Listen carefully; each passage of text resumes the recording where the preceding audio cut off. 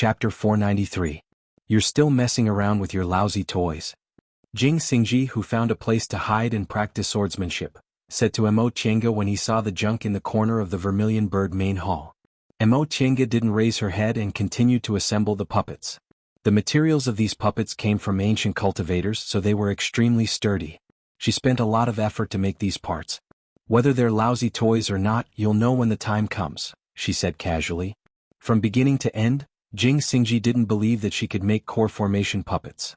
The so-called art of puppets and mechanisms had truly disappeared for too long. It had been so long that no one in the cultivation world today believed in its existence. However, it didn't matter whether other people believed it or not. It was enough as long as she believed it herself. Jing Xingji was afraid that when the time came to make the core formation puppets, he would regret it. There were a lot of good things in this immortal palace. Jing Xingji shrugged and planned to go back to his corner to meditate for a while. Although sword cultivators mainly practice swordsmanship, they weren't martial artists in the secular world. The strength of their spiritual aura directly affected the power of their swordsmanship. Therefore, in addition to practicing swordsmanship, meditation was also indispensable. Because of this, sword cultivators often had a harder time making realms than other cultivators. They had to practice swordsmanship, but they couldn't fall behind in their spiritual aura cultivation, so they had to spend a lot more time than ordinary cultivators. Sword cultivators like Jing Xingji, who formed their nascent soul at the age of nearly 300, could be said to be as rare as phoenix feathers and unicorn horns. Without extraordinary talent and fated chances, it was simply impossible to achieve this. Therefore, although Jing Xingji always felt he was unlucky, when it came to fated chances, he didn't lose to others. How many sword cultivators in the world could encounter an ancient immortal's mansion in the foundation building realm and obtain an ancient cultivation sword and its accompanying cultivation method? The sword he obtained back then wasn't inferior to Qin Shi's 3 Yang real fire sword. It just lacked a Yang spiritual bead. Jing Xingji was about to go back to meditate when he suddenly saw something out of the corner of his eye. He looked back and was shocked. What's going on? Mo Qianga heard his shout and looked up. What? Jing Xingji pointed at the corner next to her, where Qin Shi was lying. Mo Qianga turned to look and was also shocked. Qin Shi was still lying unconscious, but there was a faint fiery light lingering around his body. Mo Qianga put down the puppet in her hand, then hastily approached him. She reached out and touched him. Although it was called a flame, it wasn't a real flame.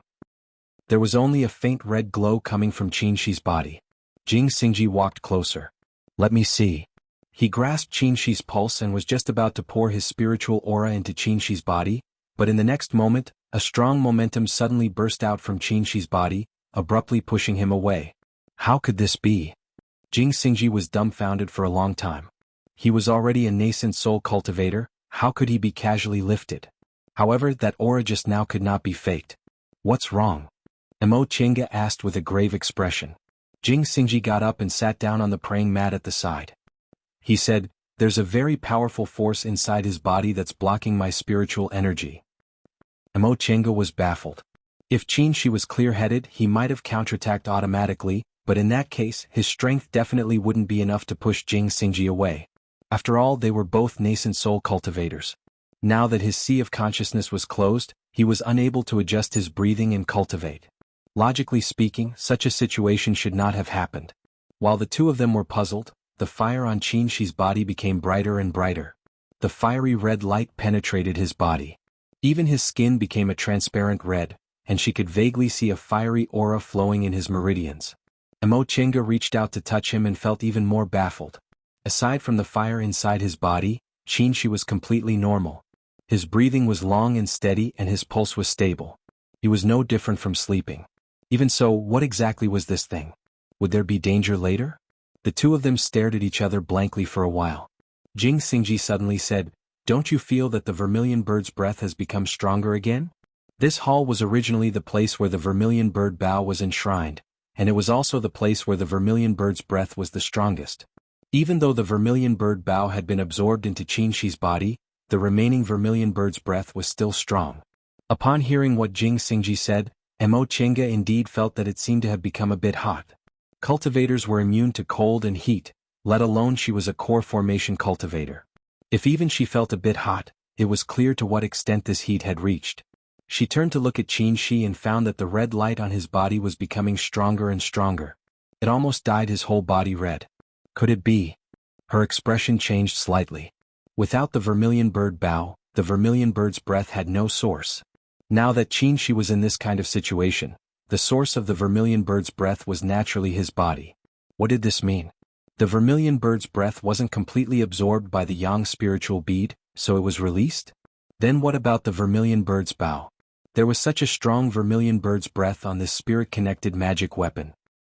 If the yang spiritual bead couldn't absorb it, would Qin's body explode with spiritual aura because of this? Mo Chinga's expression kept changing. This situation was beyond her knowledge. Even Jing Xingji couldn't help her. If it was, she had to quickly disperse the excess vermilion bird's breath, but if it wasn't, the biggest problem now was that she and Jing Xingji didn't know what was going on, so they couldn't deal with it. If they rashly took measures, they might end up making a fool of themselves. She couldn't use her spiritual aura to investigate the situation inside his body, and he didn't have any special characteristics on his body.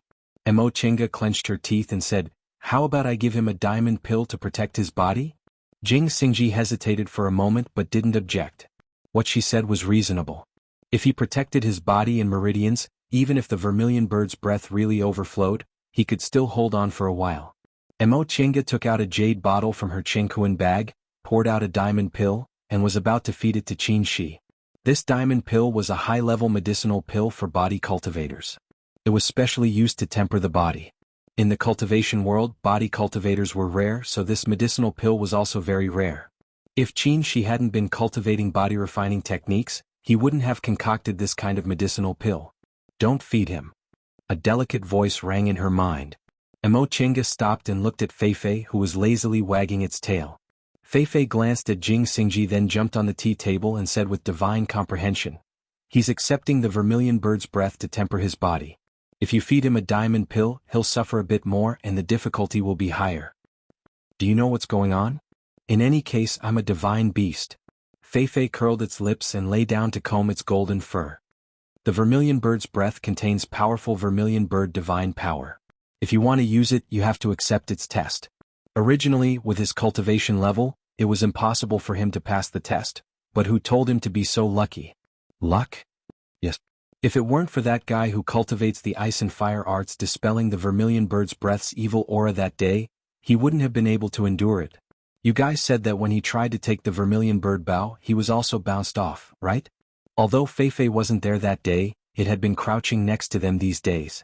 Occasionally, when Jing Xingji talked to her about this matter, it didn't avoid it, so it knew about this matter very clearly.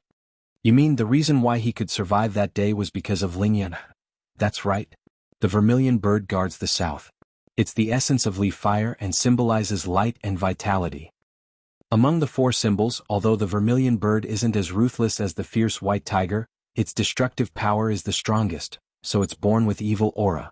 According to you guys, that guy cultivates the ice and fire arts, and it happened to dispel the vermilion bird's breath's evil aura, so he had a fated chance. Feifei scratched its head and said disdainfully, "Otherwise, how could a nascent soul cultivator like him obtain the inheritance of the vermilion bird's breath? Those people were also stupid. Even if he cultivates the ice and fire arts, what's the big deal in the core formation realm? In the distant past era of void refinement and body integration, great cultivators didn't dare to directly face the divine beast's breath." Mo Chinga was speechless for a while, then asked, "Then what's the situation now? What's the hurry? Listen to me slowly. In any case, you can't help now." Looking at Feifei's lazy appearance, Mo Chinga sighed. Who's the master here? But although she was dissatisfied, she still put away the Vajra pills. Seeing that she didn't speak for a long time and finally put away the medicinal pills, Jing Xingji asked, "What's wrong?" Mo Chinga shook her head. "I'll tell you later. Under normal circumstances in the current human world, it's impossible for anyone to pass the test of the vermilion bird's breath and become the vermilion bird bow's master. However, doesn't he have a yang spiritual bead in his body? Even in the distant past era, this kind of miraculous object was a rare treasure. The power of the vermilion bird's breath was too great, so it stimulated the yang spiritual bead and completely absorbed it. The vermilion bird's breath was trapped in the yang spiritual bead, so its power was greatly reduced. That's why he survived. The yang spiritual bead has long merged with him and their breaths are the same. The vermilion bird bow and the vermilion bird's breath are constantly assimilated in the yang spiritual bead, which is equivalent to recognizing him as its master. After a pause, Fei said with a bit of reluctance. All right, his own breath is also very suitable. Pure yang body, Li fire aspect, and the vermilion bird bow. Li fire aspect. She was aware that Qin had always been cultivating with fire element cultivation techniques, but what was the departing fire aspect? Did you forget his nascent soul celestial phenomenon? Amo Chenga was slightly stunned. She remembered the phoenix celestial phenomenon that appeared in the sky when they left Demonic Mountain that day. This matter even caused a sensation in the celestial pole. Phoenix is the vermilion bird. In fact, the vermilion bird is the noblest bloodline among the phoenixes. The human world is too chaotic now. You can't even distinguish the bloodline of a divine beast. Of course, divine beasts were too far away from them. They hadn't even seen a living creature, so how could they distinguish bloodlines? His nascent soul celestial phenomenon is a phoenix, which shows that he has the Li fire aspect, and the vermilion bird is the essence of Li fire, so they naturally match. What about now? Amo Chenga glanced at Qin with a bit of worry. The flames on his body were burning fiercely. Will he be in danger? Probably not. The dangerous time has passed, Fei said. Fei said, after the yang spiritual beads absorbed the vermilion bird's breath, they began to compete with each other. From the looks of it now, the yang spiritual beads must have assimilated the vermilion bird's breath, so they released the vermilion bird's breath to transform his body. Amo Chenga was stunned for a while. So, in the past half a year or so, he's actually been in danger? Yes. Fei was a bit happy to see her like this. You just realized? If the yang spiritual bead didn't assimilate the vermilion bird's breath, even if his Dantian's injury was healed, it would have destroyed him in an instant. Amo Chenga touched her chest and glanced at Qin. Fortunately, the danger has passed. After scaring her, Fei seemed to have found her conscience, so she comforted her. You don't have to worry. This is a good thing. After being tempered by the vermilion bird's breath, there will be fewer things that can hurt him in the future. Moreover, his real fire will become the vermilion bird's flame, which is more advanced than any heavenly fire or earthly fire. Even Samadhi real fire is inferior to it. Chapter 494. He's being tempered by the vermilion bird's breath, Amo Chenga said to Jing Xingji after learning what happened from Fei. Jing Xingji was puzzled. How do you know? Amo Chenga paused for a moment. Fei's ability to speak was indeed a bit surprising.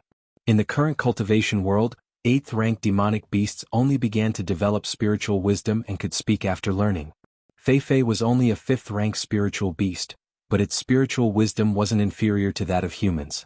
If this was known by others, Fei would probably become a treasure coveted by everyone. Although Jing Xingji could be considered a trustworthy person in this immortal palace, this kind of thing, just trust me. In the end, Amo Chenga didn't say it clearly. Fei never spoke in front of Jing Xingji and only communicated with her using its divine comprehension, probably because it didn't want others to know. Jing Xingji didn't ask any more and turned to pay attention to Qin's condition. He had been in the cultivation world for many years, so he knew he had to learn to keep his mouth shut when he shouldn't ask too many questions. The two of them just stood there, watching Qin being surrounded by the vermilion bird's breath again and slowly going through the process of body tempering. This process lasted for a full 3 days. At first, Jing Xingji was very concerned, but later he became impatient. When he heard Amo Chenga said there was no danger, he returned to his previous habits and continued to meditate, practice swordsmanship, and go out for a walk every day. On the 3rd day, Amo Chenga saw that the flames on Qin's body were getting weaker and weaker, but his face was getting redder and redder. She knew the body tempering process was about to be completed and was overjoyed. In this dim underground palace, although she lived peacefully for several months, she had been suppressing her emotions. Now she finally felt her mood brighten. Finally, after half a day, the flames on Qin's body dimmed and finally extinguished completely. For more than half a year, his face, which had been unconscious for a long time, showed a slight fluctuation. After a while he opened his eyes. Senior Marshal Brother? Amo Chenga's voice was hoarse when she finally saw him. Qin slowly turned his head and saw her at first glance, but he didn't say anything. He just gently reached out his hand and held it. Amo Chenga's eyes were slightly wet. She smiled, closed her eyes and gently leaned her cheek on his hand, feeling this long-lost warmth. The silent warmth did not last long. After a series of cracking sounds, it turned out that it had jumped onto the tea table and swept the parts of the dolls to the ground. Then it waved its tail and pointed its butt at them to show its dissatisfaction. Chinga couldn't help but laugh. She blinked away the tears at the corners of her eyes. From beginning to end, Feifei didn't like Qinshi very much. Perhaps it was because of the pride of a divine beast that it had no choice but to recognize her as its master. Qinshi obviously had nothing to do with it, but it still had to put up with it. Qinshi also smiled. After regaining his consciousness and lying down for a while, he had already regained some of his spirit. Now that he sat up and slightly stretched his muscles and bones, he unexpectedly discovered that he was full of strength.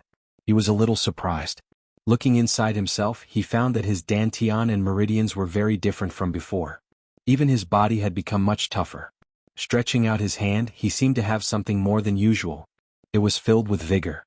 Then he raised his head and looked around. He found that he was still in the Vermilion Bird main hall, but the layout of the surroundings seemed to be a temporary residence. What's going on? Qinshi was puzzled. He remembered that he was swallowed by the Vermilion Bird's breath. His meridians and dantian had to bear the Vermilion Bird's divine power. This kind of power was too strong. He thought he couldn't hold it anymore, and then he lost consciousness. Unexpectedly, when he woke up, he was still fine, even better than before. Chenga was also fine. They were still in the Vermilion Bird main hall. No, the time when the passage to the Immortal Palace closed was already very close. Why were they still here? Chenga, is the passage closed? He asked with a serious expression. Qinshi's question caught the key point. Chenga nodded and said carelessly, "You've been in a coma for more than half a year. The passage to the Immortal Palace has long been closed." Really? Qinshi was only a little stunned when he heard this news. He was neither shocked nor panicked. Then he sighed softly. He was very clear about the situation before he was in a coma. It was already difficult for them to keep their lives with Jing Xingji alone. It was almost impossible for them to get out of the passage. Compared with their lives, what was the big deal about being locked in the Immortal Palace? If they were alive, they would have hope. He wasn't a disciple of a famous school who hadn't experienced setbacks. Although there weren't many obstacles in cultivating to the nascent soul realm, he had experienced a lot of hardships. His mental state had long been cultivated to the point of being indomitable. These thoughts flashed through his mind. His gaze fell on Chenga and he asked with concern, "How have you been in the past half a year? Did they make things difficult for you? What happened after that?" "What's wrong with me? You'll know just by looking at me." Chenga smiled. As for what happened in the past half a year, Chenga spent some time telling him everything that happened after he was in a coma. Jian Sek's hopes were dashed. Master Daoist Iron Mask had no choice but to leave. Jing Xingji was implicated and injured. Guifeng Devil Monarch died. Yang Qingji practiced the primordial devil technique, and finally she told him about how he subdued the Vermilion Bird Bao due to the Yang spiritual bead and how his body was transformed. "I see." Qinshi suddenly understood. "No wonder I found myself different from before as soon as I woke up." Chenga's eyes sparkled. "Did you make a realm breakthrough?" Upon seeing her expectant gaze, Qinshi couldn't help but laugh. "How could it be that easy? If I make a realm breakthrough, I'll be in the late stage of the nascent soul realm. However, in order to cross the South Sea that year, I forcibly increased my cultivation level and made a realm breakthrough, so my foundation was a bit shaky. I also got injured while crossing the South Sea. Although my cultivation level is still there are hidden dangers in my body. Just now, I discovered that my dantian is full, my meridians are strong, and even my body has become incomparably sturdy. Not only are the hidden dangers gone, but even my spiritual aura is also a lot more solid." Upon hearing this, Chenga felt relieved. "That's good. I was worried there would be some sequelae, but now your previous big problem has been solved." "Not bad." Qinshi was also very relaxed. "I originally thought the injuries I suffered in the South Sea would take many years to recover, but now, it's a blessing in disguise." "What about the Vermilion Bird Bao?" Since there were no problems with other things, Chenga asked about this. Feifei said the Yang spiritual bead has already assimilated the Vermilion Bird's breath, so the Vermilion Bird Bao also recognized you as its master. "Do you feel anything?" Qinshi didn't answer immediately. Instead, he tried to use his spiritual aura to approach the Yang spiritual bead inside his dantian. He knew the Vermilion Bird Bao was inside the Yang spiritual bead. Ever since he took the Yang spiritual bead as his own, this bead had been continuously transforming his physique. However, due to the limitations of his cultivation level, the amount of spiritual aura he could use inside the Yang spiritual bead was still very little. Half a day later, Qinshi shook his head. I can sense the vermilion bird bow, but I can't pull it out of the yang spiritual bead. I think it's probably because I haven't assimilated it enough. Although the yang spiritual bead has already fused with me, the spiritual aura it contains is too much. It's not something I can use right now. It was the yang spiritual bead that subdued the vermilion bird bow, not me. No matter which one it is, both of them are too powerful. If I want to control them, I have to slowly tame them. Even if a powerful treasure was subdued, it still wasn't easy to use it. Emo Tienga also understood this, so she didn't ask any more questions. In any case, he woke up and it was a blessing in disguise. This was a good thing. The vermilion bird bow wasn't within her expectations. Fu Yaozi didn't tell her about the vermilion bird bow in the beginning because he obviously knew it was impossible for them to obtain the vermilion bird bow with their cultivation levels. Now that the vermilion bird bow was subdued by Qin Shi by accident, it was already a pleasant surprise. She couldn't use it for the time being, but she didn't need to worry too much. Qin Shi seemed to understand what she was thinking. He reached out, pulled her into his arms and said softly, "You've worked hard for more than half a year." During this time, although she didn't need to use her magical power or her wits, she was trapped in the dark underground palace with little hope. She didn't know the future, but she also had to worry about his injuries and plot a way to get out. If she didn't have a firm will, all these things together would be enough to crush her. At her side, there was only Jing Xingji, who seemed like a friend but wasn't very reliable, and a proud and awkward spiritual beast. There was no one to share her burden. Emo Tienga also hugged his waist. Feeling each other's body temperature intertwining, her nerves, which had been tense for more than half a year, suddenly relaxed. She closed her eyes and murmured, I didn't work hard at all. None of this was a big deal. As long as there was hope in her heart, these psychological torments were nothing. She was no longer the orphan girl who had lost her parents, nor was she a little cultivator who was not steady enough and often made mistakes. She had a strong heart and a firm will. When he had an accident, she could stand up and bear everything. The two of them were affectionate when they suddenly heard a voice. You're awake? Jing Xingji had come back. Emo Tienga and Qin Shi separated. Their attitudes were very natural, and they didn't feel embarrassed. They didn't do anything. Qin Shi glanced at him and said, I didn't expect you to still be alive. His tone was very flat, as if he was just stating a fact. But because of his flat tone, Jing Xingji was very unhappy. Why can't I be alive? You're still alive. This Qin Shoujing really looked down on him out of habit. Aren't you? An early-stage nascent soul cultivator dared to enter the immortal palace. You're already very brave, and you even fought against a late-stage nascent soul cultivator. It's really a miracle that you're still alive now. If you were in my position, do you dare to say you wouldn't do that? Jing Xingji wasn't polite at all. You're only in the middle stage of the nascent soul realm, but you dared to take your little lover and deal with a bunch of late-stage nascent soul cultivators. You're no less courageous than me. Also, if you weren't lucky enough to run into me, you too would have been killed already. What he said wasn't a lie. When Qin Shi was unconscious after receiving the vermilion bird's breath, if Jing Xingji hadn't been by his side, Master Taoist Iron Mask definitely wouldn't have let them go. But Qin Shi ignored the main point of Jing Xingji's words and only said, Tienga isn't my little lover, she's my Tao companion. Jing Xingji held back for a long time. Qin Shoujing you? Qin Shi smiled, then suddenly said, thank you very much. Although I really don't believe this is something you'd do. Jing Xingji was speechless. He even had to say thank you to provoke him. Chapter 495. Once Qin Shi woke up, not only did Emo Tienga put down her psychological burden, but she could also do a lot of things. For example, Yang Qingji. Yang Qingji was also in the underground palace and he was practicing prime demon technique. This was what Jing Xingji told Fei Fei, but because she was worried about Qin Shi, she never went to see him. Now that Qin Shi was awake, it was a good time to go and see the situation. Qin Shi naturally went with her. He was also very curious about prime demon technique.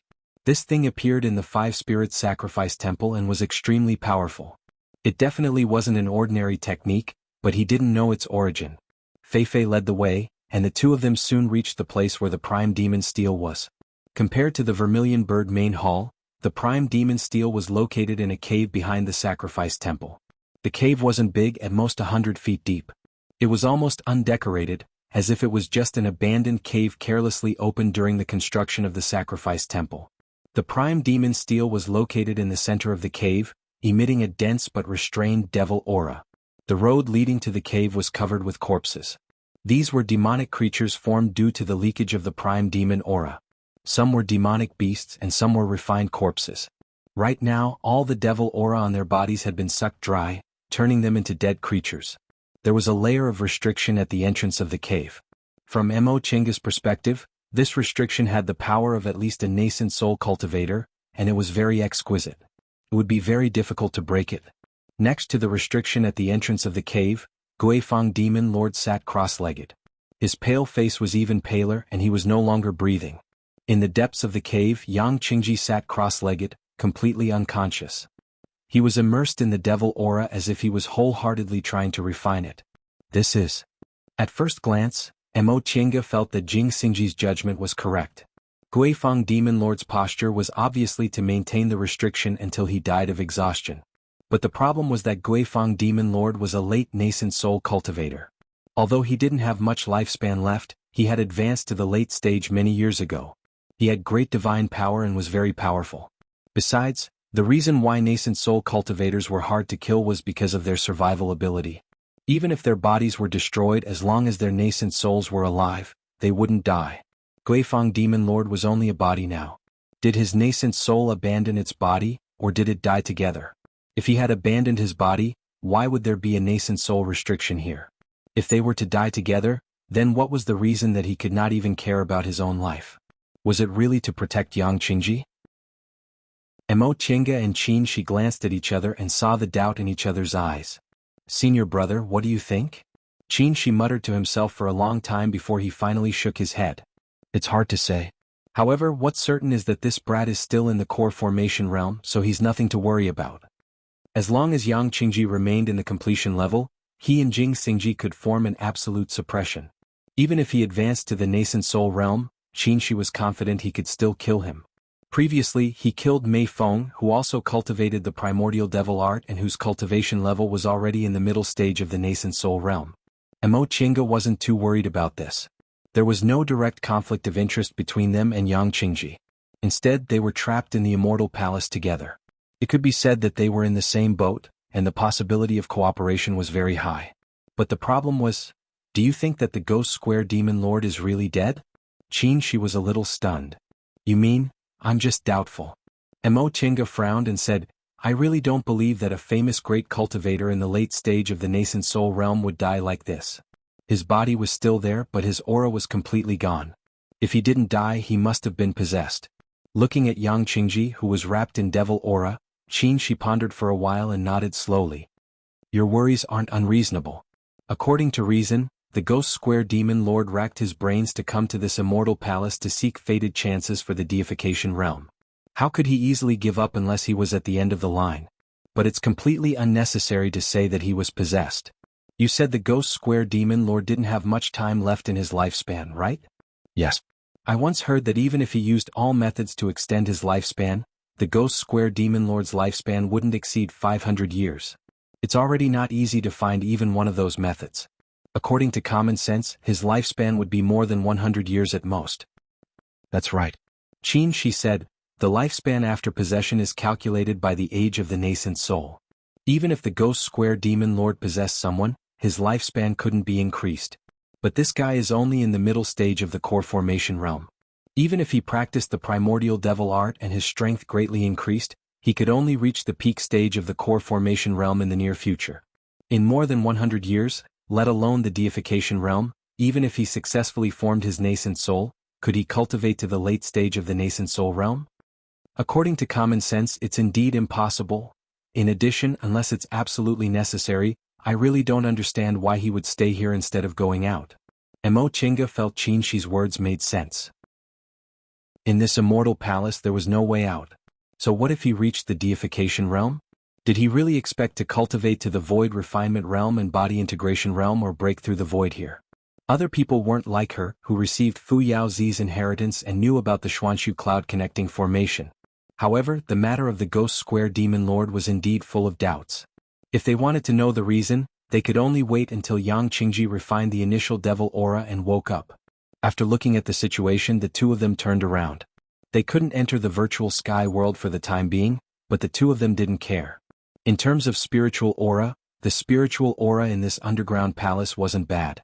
Moreover, there was still the remnant vermilion bird's breath, which was beneficial to Qinshi's cultivation. The following days passed very comfortably. Emo Chenga still meditated and cultivated every day. In her spare time, she studied mechanical puppet techniques, while Qinshi began to study ancient pill concocting techniques.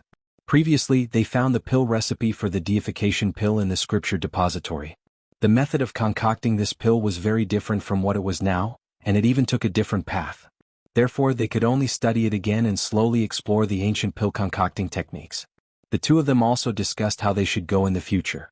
First of all, it was an unchangeable fact that they were trapped in the underground palace. Although Emo Chenga learned the Xuanshu cloud connecting formation from Fu Yaozi, she couldn't use it now. At the very least, she had to figure out a feasible method after she formed her nascent soul. Second, if she wanted to form her nascent soul, she had to prepare a lot of things. The most important thing was to find a safe place. For Emo Chenga, the safest and most suitable place was the virtual sky world. Right now, they were trapped in the underground palace together with Jing Xingji. This secret couldn't be concealed, so they could only wait. Third, since they couldn't immediately enter closed-door meditation to form their nascent souls, they had to make some preparations first. For example, Emo Chenga had Emo Yaoqing's experience in cultivating the art of Sunu and Fu Yaozi's experience in forming his nascent soul using the art of the origin. Both of them needed a long time to understand and analyze. As for medicinal pills and the like, Qinshi also needed some time to concoct them. Therefore, the two of them decided that before they found a suitable way to avoid Jing Xingji's eyes and ears, they didn't have to rush into closed-door meditation. They should first make some preparations for forming their nascent souls. When the time came, they could immediately act. Jing Xingji returned from his swordsmanship practice. Seeing that they were busy, he couldn't help but ask, "What are you doing?" The bamboo bed Qinshi used to rest on had been put away. A piece of animal skin was spread in the original corner and a praying mat was placed there. In front of him was an exquisite pill furnace, and next to it was a short table filled with all kinds of spiritual panaceas and bottles. Qinshi was concentrating on controlling the fire. After being tempered by the vermilion bird's breath, his dantian real fire had turned into the vermilion bird's flame. It was very different from the past and he was still adapting to it. Emo Chenga took some time to raise her head and glance at him. She said casually, "What else can I do? Keep messing around with this broken thing?" "I'm not talking about this." Seeing that the two of them were so busy that they didn't have time to deal with other people, Jing Xingji shut his mouth. He looked over there. Although it was simple and crude, it had all the necessary tools and was neatly arranged. He then looked over at his own side. There was only a shabby praying mat and scattered sword-nurturing tools all around. Injustice suddenly arose in his heart, and evil rose from his guts. They were both trapped in the underground palace, so why was he, Qin Shoujing, living so comfortably? Just as he was pondering how to make things a little uncomfortable for them, he suddenly saw a golden figure rushing in from the entrance of the hall. Feifei ran into the hall and jumped onto Emo Chenga's shoulder. That boy woke up. What? Emo Chenga stopped what she was doing. Feifei said with divine comprehension, that devil cultivator boy woke up. Really? Emo Chenga was pleasantly surprised.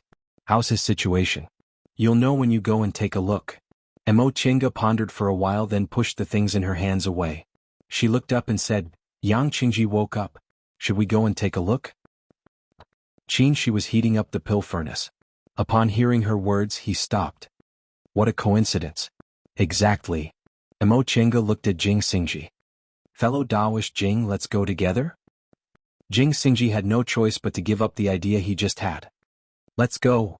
3 people and 1 beast soon arrived at the cave where the primordial devil steel was. The cave still maintained its original appearance. The restrictions at the cave entrance were still there, and Guifang Devil Monarch's corpse was still sitting on the side. Yang Qingji, on the other hand, was already awake. With a dazed expression on his youthful face, he was kneeling next to Guifang Devil Monarch. Fellow Daoist Yang. Emo Chenga called out. After a long time, Yang Qingji finally regained his senses. He raised his head and looked at them with doubt in his eyes. You. His voice was hoarse and even his reaction became very slow. After a long time he finally asked, Why are you also here? Is the passage to the immortal palace not closed yet? He looked dazed as if he didn't know how much time had passed. Seeing this, Emo Chenga became even more confused. She said, The passage to the immortal palace has been closed. We're trapped in the immortal palace. After a long time, Yang Qingji finally nodded slowly. Oh! His dazed appearance was abnormal no matter how one looked at it.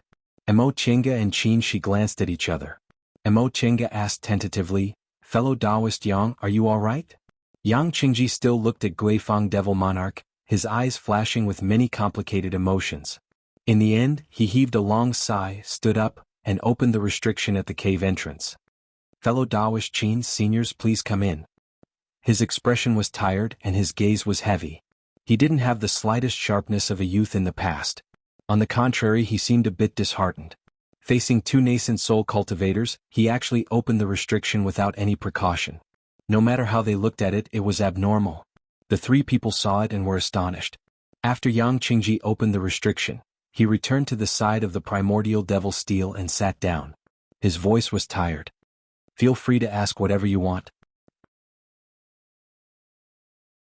Chapter 496.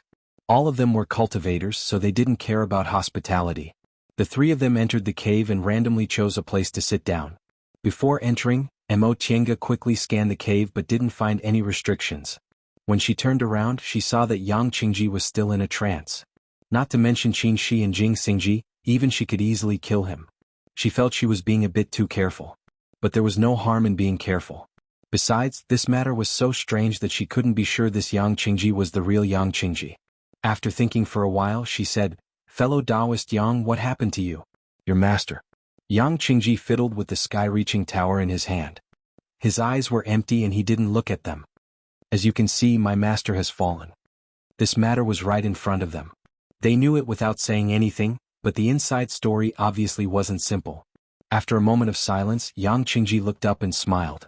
"Fellow Taoist Qin." "Oh no, I forgot. Qin Wei isn't your real name. I should call you Fellow Taoist Mo now." His gaze lightly swept over Qin Shi and Jing Xingji.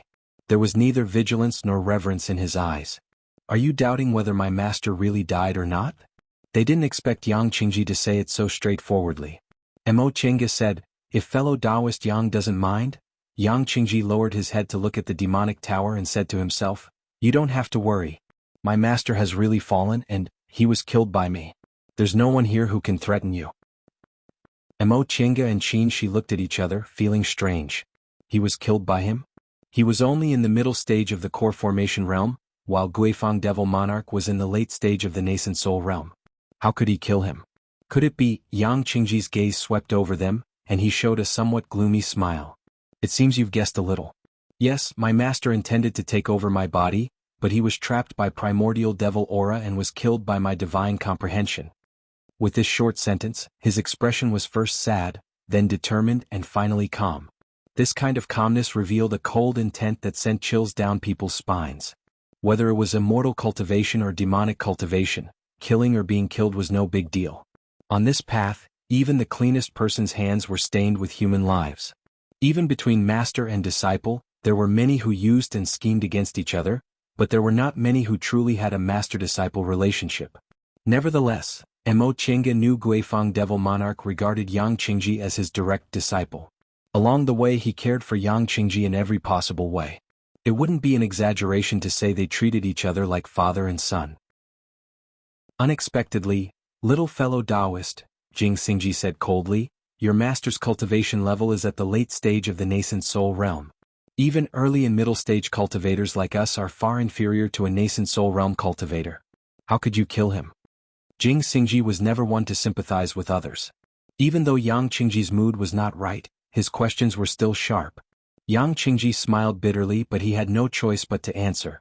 There were two nascent soul cultivators by his side, and he was only a core formation cultivator. If he didn't have a reasonable explanation, it would be easy for them to kill him. He said faintly, "Senior, you don't know, but Glorious Sky Demon Venerable sealed part of Primordial Devil Aura inside the Heavenly Devil Tower. When Junior recognized Heavenly Devil Tower as its master, I refined this Primordial Devil Aura for my own use. After entering the underground palace, my late master wanted to take this stone tablet away, but he triggered the restrictions inside. He had no choice but to lay a formation to slow down the devil aura and then absorb it. Unfortunately, he underestimated the power of primordial devil aura. Seeing that his body couldn't bear it and I was fine at the last moment, he wanted to possess me. At this point he paused and didn't continue speaking immediately. Mo Chenga more or less understood. Since he knew about the existence of the primordial Devil Stone tablet, Guifang Devil Monarch's plan was to enter the underground palace, seize the primordial Devil Stone tablet, and use it to enter the deification realm in one go. In the beginning he didn't have the thought of possessing Mo Chenga. Later, when something happened, he just wanted to take the primordial devil aura for his own use. However, when danger really came, he still attacked his disciple for the sake of his own life. From the perspective of human nature, this was a very natural reaction. His previous concern for Yang Qingji wasn't necessarily fake because it was a fact that he didn't have much time left in his lifespan. With Guifang City around, he definitely needed to find a successor, and Yang Qingji was the successor he chose himself. However, in a critical moment when his life was in danger, as long as there was a glimmer of hope, he would want to grasp it. Even if he only had a lifespan of 100 years and it was impossible for him to advance to the deification realm in these 100 years after possessing Mo Chenga's body, the fear of death made him have no time to think about this. It was good enough that he could live for more than 100 years. It was no wonder they saw Guifang Demon Monarch's body maintaining the position of the restriction at the entrance of the cave. He had been fighting against the surging primordial devil aura. In the end, he couldn't resist it anymore and his nascent soul left his body to possess Yang Qingji. Under normal circumstances, I definitely wouldn't be able to resist it, but primordial devil aura was too powerful. His nascent soul was slowly corroded and its power gradually weakened. And because I refined Heavenly Devil Tower, primordial devil aura wouldn't reject me. In the end, his divine consciousness was destroyed by me instead. Yang Qingji looked at them. Seniors, do you have any more questions? He didn't explain it in detail, but he had explained the general situation. The details might involve the secrets of their master-disciple relationship, so he couldn't go into details. According to common sense, it was really inconceivable for a middle-stage core formation cultivator to use his divine consciousness to destroy the nascent soul of a late-stage nascent soul great cultivator. However, there were exceptions to everything. The three of them had experienced the terror of primordial devil aura. If Guifang Demon Monarch's nascent soul was really trapped and corroded by primordial devil aura, it wasn't impossible for it to be devoured. Mo Chenga looked at the other two people. Qin Shi muttered to himself for a while then nodded lightly. Jing Xingji didn't say anything. Mo Chenga had an idea of what was going on based on their reactions. She asked, "Then, fellow Taoist Yang, what's your next plan?" "What other plan could I have?" Yang Qingji's expression was already calm. He sighed and said, "Naturally, I'll continue living." He raised his head and looked at the three of them. "Fellow Taoist Mo, you said the passage to Immortal Palace is closed. Presumably we're all trapped in Immortal Palace?" "Correct. There was nothing to hide. The passage to Immortal Palace has been closed for more than half a year. None of us can get out." Yang Qingji nodded slightly then asked, "Judging from your expressions you seem to have a plan? Is there anything I can do?" Upon hearing what he said, Mo Chenga gave Yang Qingji a meaningful look. From their previous dealings, she could see that Yang Qingji rarely interacted with people and lacked calmness when dealing with people.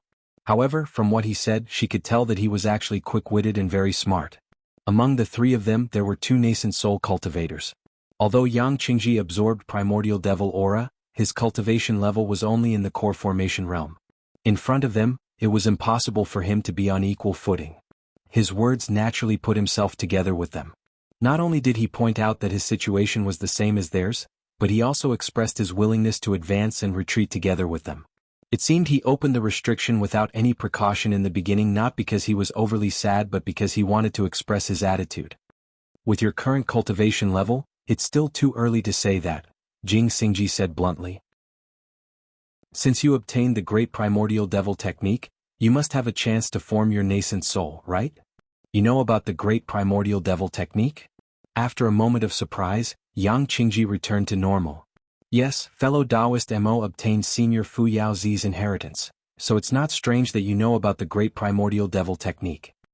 He paused for a moment then answered, "Yes, this devil technique is extraordinary. If there are no accidents, forming your nascent soul is inevitable." "How much time do you need?" "This?" Yang Qingji pondered for a moment then said, "At least 20 to 30 years. "That fast?" Jing Xingji couldn't believe it. He was only in the middle stage of the core formation realm now. Even if he rushed to the late stage because of this fated chance, reaching the peak stage of the core formation realm and successfully forming his nascent soul in 20 to 30 years was still an incredible speed.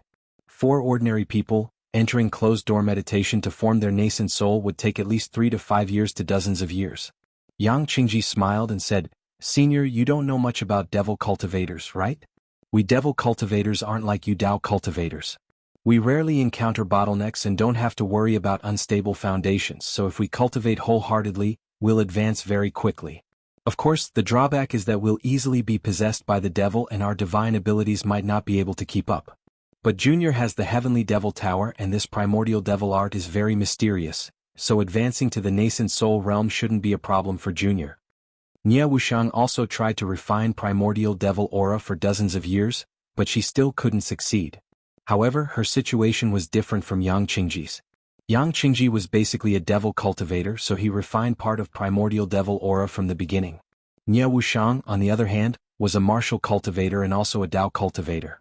The devil spirits in her body were intertwined, so it was very troublesome for her to refine primordial devil aura and turn into a devil cultivator.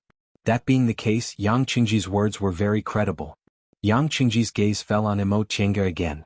"Fellow Taoist Emo, does that mean you really have a way to get out? If I form my nascent soul, will I be qualified to be your companion?" Emo Chenga paused and didn't answer directly. "Is this fellow Taoist Yang's choice? What else can I do?" Yang Qingji smiled bitterly again. "Master is dead and the passage to the immortal palace is closed. Even if my cultivation level greatly improves, what can I do by myself? No matter how high my cultivation level is or how many treasures I obtain, I still have to get out." Since he spoke so frankly, Emo Chenga felt there was no need to probe further. Seeing that Qin Shi and Jing Xingji didn't have any objections, she said, "All right. Since fellow Taoist Yang is so frank, we'll be frank.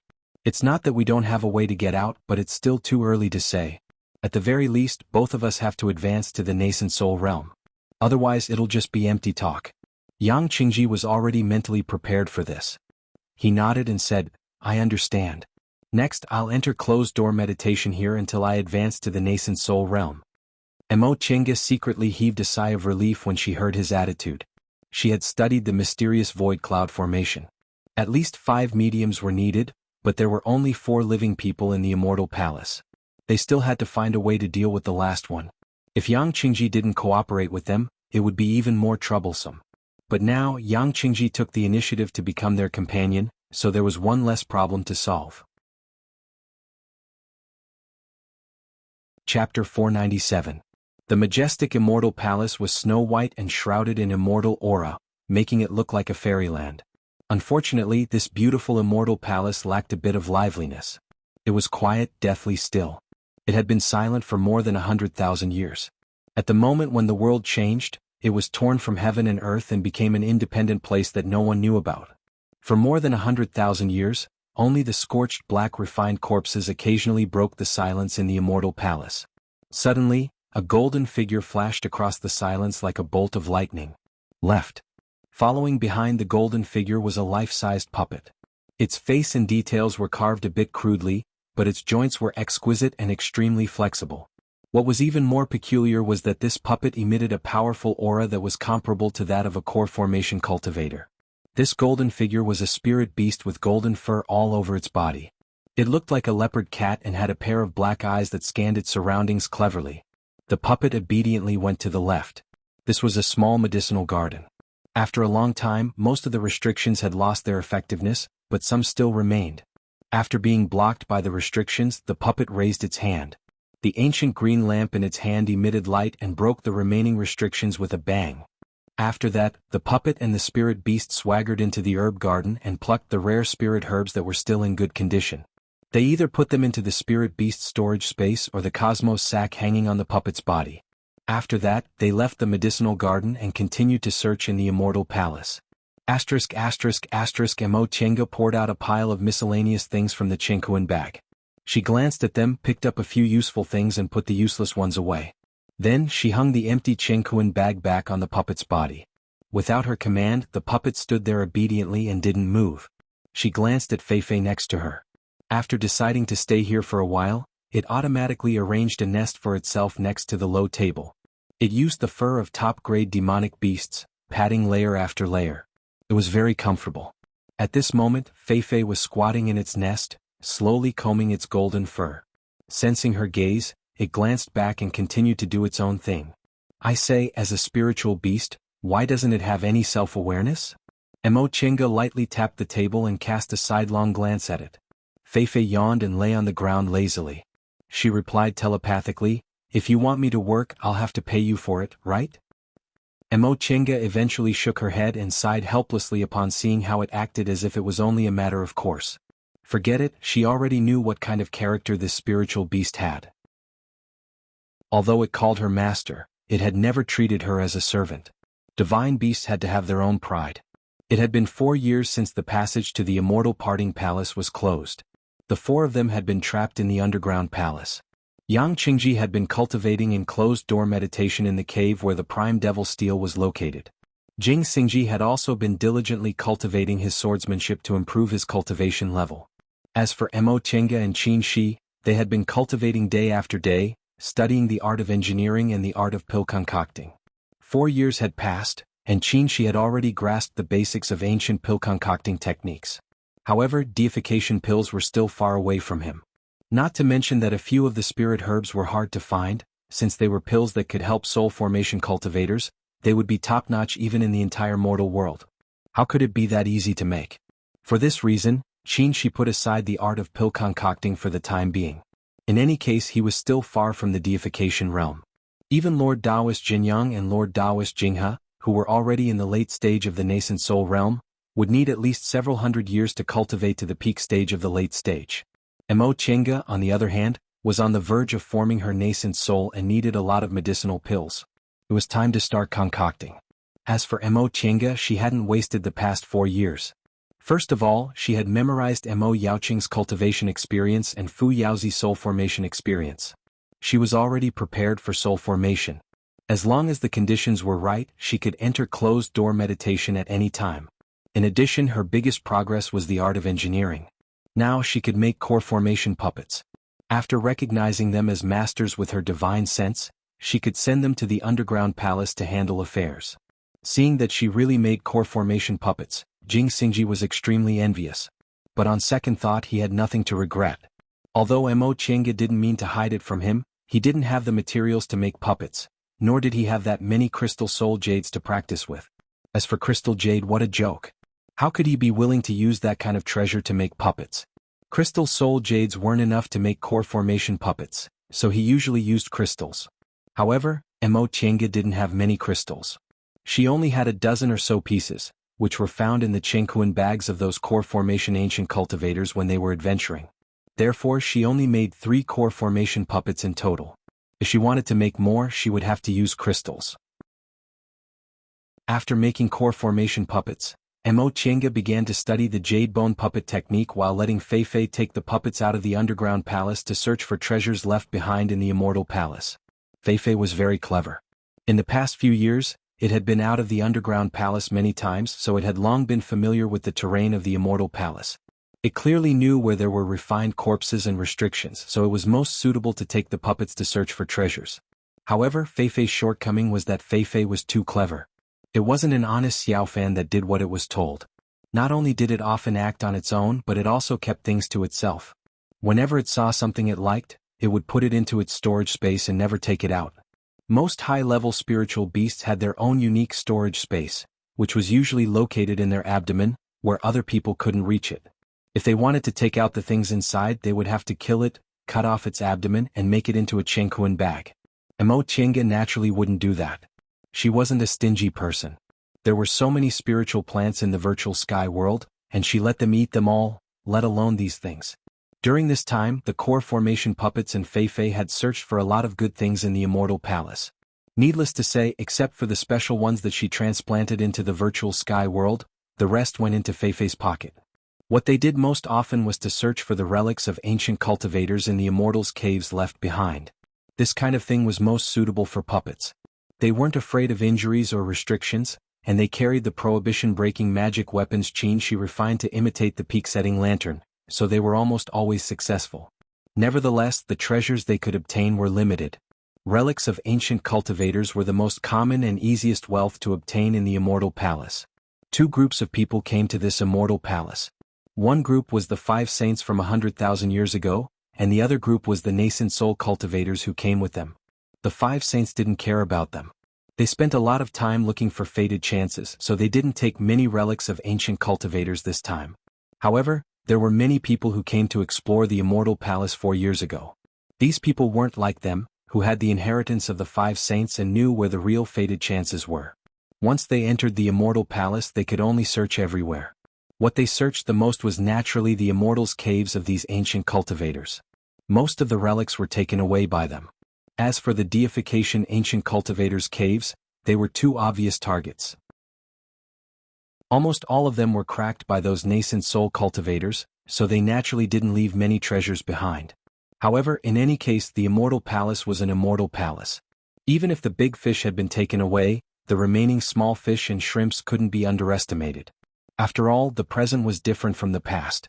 In the Middle Ages cultivation world, resources were abundant. There were many things that cultivators didn't take seriously at that time, but now they were rare natural treasures. In this half a year, the combination of the core formation puppet and Fei almost plundered the entire Immortal Palace, accumulating an astonishing amount of wealth for Mo Qianga. After putting everything away, Mo Qianga turned around and found that Qin wasn't cultivating or concocting medicinal pills. Instead, he was staring at the puppet, lost in thought. "What's wrong?" she asked. Qin regained his composure and answered, "I'm thinking about that deification refined corpse." "Is there a problem?" That refined corpse wandered in the Immortal Palace, making it difficult for them to leave the underground palace. However, the gap between their cultivation levels was too big, so they couldn't do anything about it. "If that refined corpse isn't here, we can leave the underground palace. At that time, we'll find an immortal's cave and you can enter closed-door meditation to form your nascent soul." Mo Qianga naturally thought about this matter. If she wanted to enter closed-door meditation, the trouble was that it was inconvenient to hide in the underground palace, and it would be easy for her to expose herself. In addition, she wasn't ready to form her nascent soul yet, so she wasn't in a hurry. Now that the medicinal pills for forming her nascent soul were almost ready, and she also remembered all her experiences, it was indeed time to think about entering closed-door meditation to form her nascent soul. However, that refined corpse's cultivation level was too high, so they really couldn't think of a way to deal with it. Otherwise, they wouldn't have come up with that trick of letting the puppet out of the underground palace to look for treasures. "That's right, but what can we do? That refined corpse is in the deification realm. If we encounter it, we have no choice but to run." "That's what I was thinking," Qin said slowly, "but I just thought of something that might be feasible." "What is it?" Mo Qianga was shocked. If they could deal with this refined corpse, they could leave the underground palace without any worries, and many things would be easily solved. "I remember you know how to set up a formation to isolate aura, right?" Mo Qianga pondered for a moment. There was indeed such a record in the Xuanji formation book. However, a formation to isolate aura wasn't very useful normally, and it was quite troublesome to set it up. Moreover, the refined corpse's cultivation level was too high, so it wasn't practical to use this formation to trap it. Just as she was about to say something, Qin raised his hand and stopped her. He continued, "First of all, we can try to find out the pattern of this refined corpse's wandering. For example, if we lead it into a sealed valley, will it wander around in the valley? When it chased people, the refined corpse could fly, but when it wandered around, they didn't see it fly." Thinking of this, Mo Qianga's eyes brightened, and she continued to stare at Qin. "If that's really the case, we can lead it into a sealed space, then we can set up a formation to isolate aura around it. Although this formation might not have much effect on deification realm cultivators, it should be able to reduce the range in which it can sense aura, right? As long as we don't get close to that range, we'll be safe." Mo Qianga's eyes became brighter and brighter. Yes, a formation to isolate aura might not be 100% effective on a refined corpse, but it would have some effect. As long as the range wasn't too wide, they could live outside the range with peace of mind. But, isn't it too dangerous to lure it to a certain place? Yes, it's precisely this problem that can't be solved, so I never mentioned it. But it's different now. Qin's gaze fell on the puppets. "You can already make core formation puppets, so we can use them as bait." Mo Qianga hesitated for a moment. "But these puppets don't have aura." "Use illusionary talismans," Qin said. "These talismans aren't difficult to draw. Give me some time, I can draw them." Chapter 498. After learning of their plan, Jing Xingji became excited. Both Mo Qianga and Qin were quiet people. Although being trapped in the underground palace was a bit uncomfortable, it wasn't like they couldn't endure it. Jing Xingji, on the other hand, was different. Aside from meditating and practicing his swordsmanship, what he loved the most was strolling around. Sometimes he would just stroll around the underground palace, but sometimes he would take risks and leave the underground palace. Because of the existence of that refined corpse, he had to be very careful every time he left the underground palace. It was very unpleasant. Now that there was a way to trap the refined corpse, he was very proactive. For the sake of this plan, the three of them had made many preparations. Mo Chenga spent a lot of money and used crystal jades to make many core formation realm puppets. Needless to say, Qin Shi was drawing illusory spiritual talismans every day. As for Jing Xingji, he went everywhere with Fei Fei to look for suitable locations. Fei Fei was very familiar with the Immortal Palace, so she quickly selected a few locations for Jing Xingji to investigate. Obviously, this on-the-spot investigation was the most dangerous part, but it was also the part that didn't require any capital. Jing Xingji muttered a few words, then obediently went. Who asked him to not know how to use mechanisms or draw talismans. Moreover, he was reluctant to part with those crystal jades, so he might as well sell his labor. After several months, they finally decided on a valley. This valley was located at the very edge of the restriction of the Immortal Palace. It occupied a large area, but the spiritual qi was not strong. There were only a few deserted caves scattered around. Jing Xingji went in and explored it. It should be the residence of some low-level cultivators, and there were not too many valuable things. Most importantly, this valley was naturally closed and there were cliffs on both sides. There was no need to modify it and it could be used. By this time, Mo Chenga had already made more than 10 puppets, spending a lot of crystal jades on them. These puppets were used to lure the refined corpse, so it was impossible to retrieve them. However, in order to get out of the underground chamber, Zhang Xian couldn't care less about these losses. She had already obtained enough things from the Immortal Palace. Losing some was nothing. Qin Shi's illusionary talisman was rather difficult. He had only begun to learn the art of talisman crafting when he was in the core formation realm. Although he was rather talented, it wasn't that easy to make high-level illusionary talismans. In order to raise the grade of the illusionary talisman, he put down everything and focused on crafting talismans. After wasting a lot of talisman paper and beast blood, when he was almost out of materials, he finally managed to draw enough illusionary spirit talismans for his use. Everything was ready, and the corpse trapping operation finally began. At the exit of the underground palace, Fei Fei poked her head out and looked around. After making sure that there was no danger, she carefully crawled out. Behind him, Jing Xingji muttered, "Are you sure the refined corpse isn't nearby? It would be terrible if this entrance was discovered." Fei Fei raised her head and bit the hem of his sleeve to show her dissatisfaction. Then she turned around and led the way.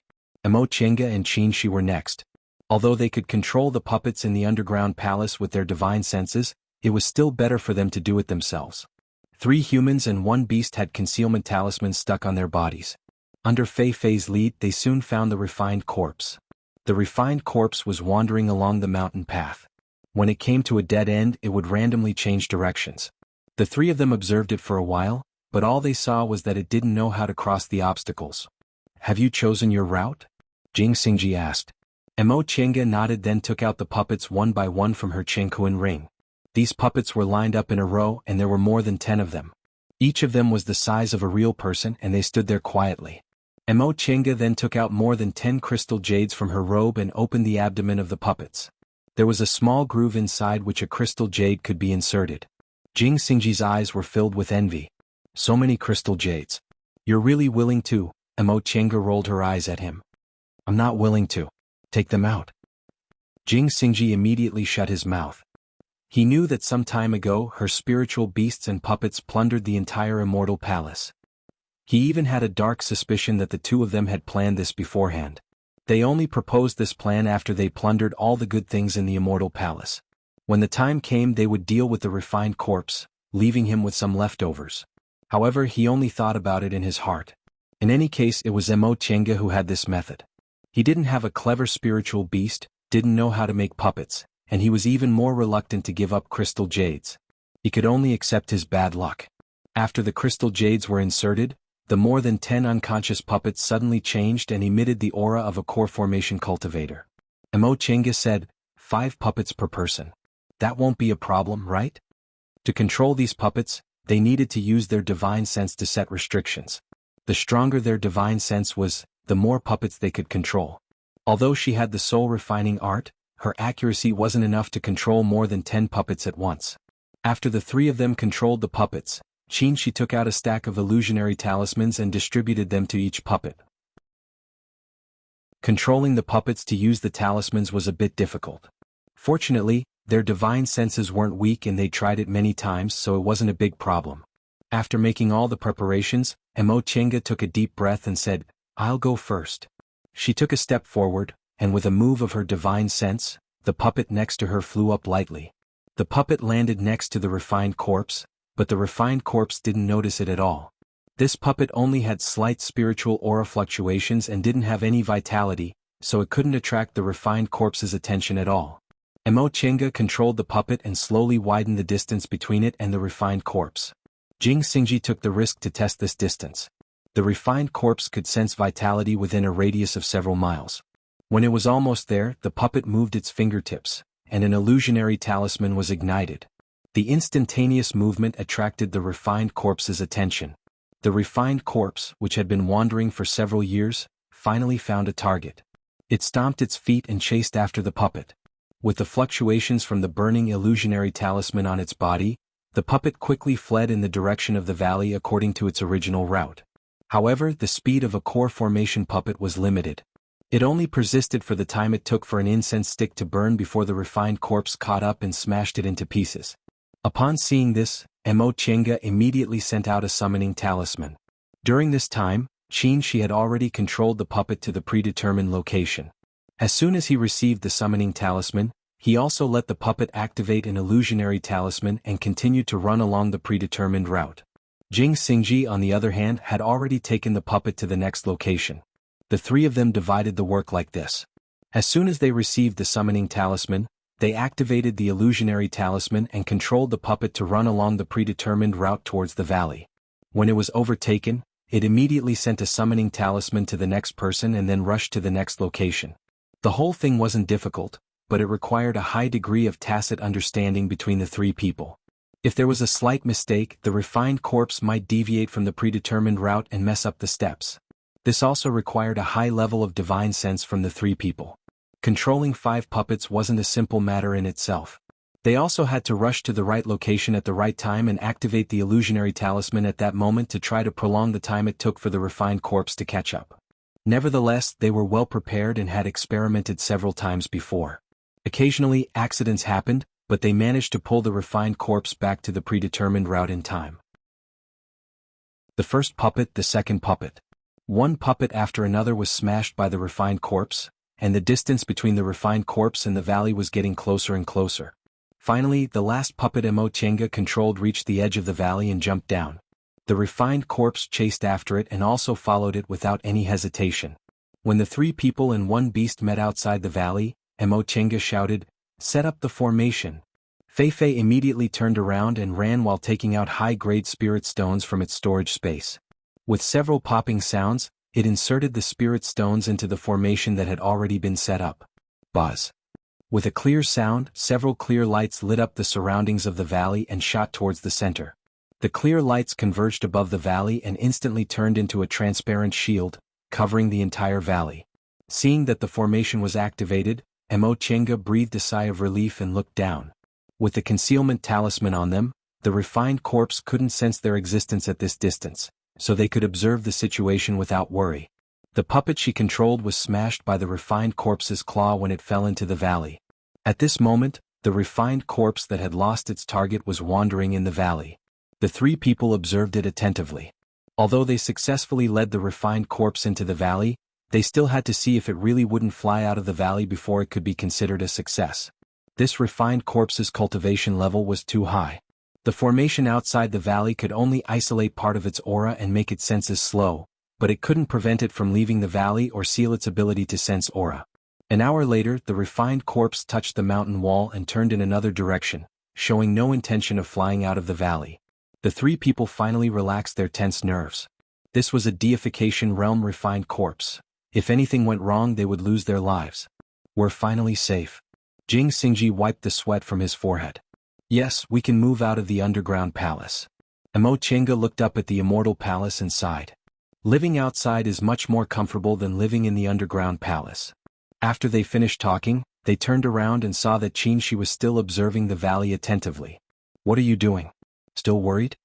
Jing Xingji patted his shoulder. Qin shook his head and didn't answer. Instead, he controlled the remaining puppet to jump down. This puppet didn't activate the illusionary talisman, so the refined corpse turned a blind eye to it. It easily approached the refined corpse. The valley was very deep.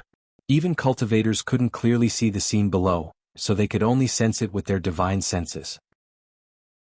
Sensing that Qin was controlling the puppet to touch the refined corpse's right hand, Mo Qiange suddenly understood.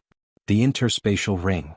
This refined corpse was originally a deification realm cultivator, so it naturally had an interspatial ring. After it became a refined corpse, no one dared to approach it, so the interspatial ring was intact on its hand. Almost all the Immortals' caves of the deification realm cultivators in the Immortal Palace had been searched, so this interspatial ring might be the only intact one. Realizing what Qin was doing, Jing Xingji became excited. Quick, get that interspatial ring off. Let's divide the loot. Most of the items in the interspatial ring they got from Master Taoist Yuanmu had been taken away, but there were still so many treasures. If it was an intact interspatial ring, how many treasures would it contain? Qin didn't answer him. He was still focused on controlling the puppet. Finally, the puppet rubbed the interspatial ring off the refined corpse's hand, but at the same time, the refined corpse seemed to feel someone was disturbing it. It waved its arm and the puppet shattered. The interspatial ring fell into the grass. Qin heaved a sigh of relief and turned to look at Jing Xingji. What are you standing there for? Quickly pick it up. Out of the 15 puppets, only one was left under Jing Xingji's control. Jing Xingji surprisingly didn't object to his tone. He controlled the last puppet to jump down the valley and pick up the interspatial ring. Chapter 499. After picking up the interspatial ring and making sure the refined corpse wouldn't come out again, the 3 people and 1 beast returned to the underground palace. Sure enough, there were a lot of good things in the interspatial ring. Not to mention the high-grade spirit stones and crystal jades, there were medicinal pills, materials, magic weapons, and so on. After more than 100,000 years, the medicinal pills and spiritual plants had almost lost their spiritual aura and were of no value. Jing Xingji picked some materials related to sword nurturing and gave the rest to Qin and Mo Qiange. The 3 of them divided the magic weapons equally.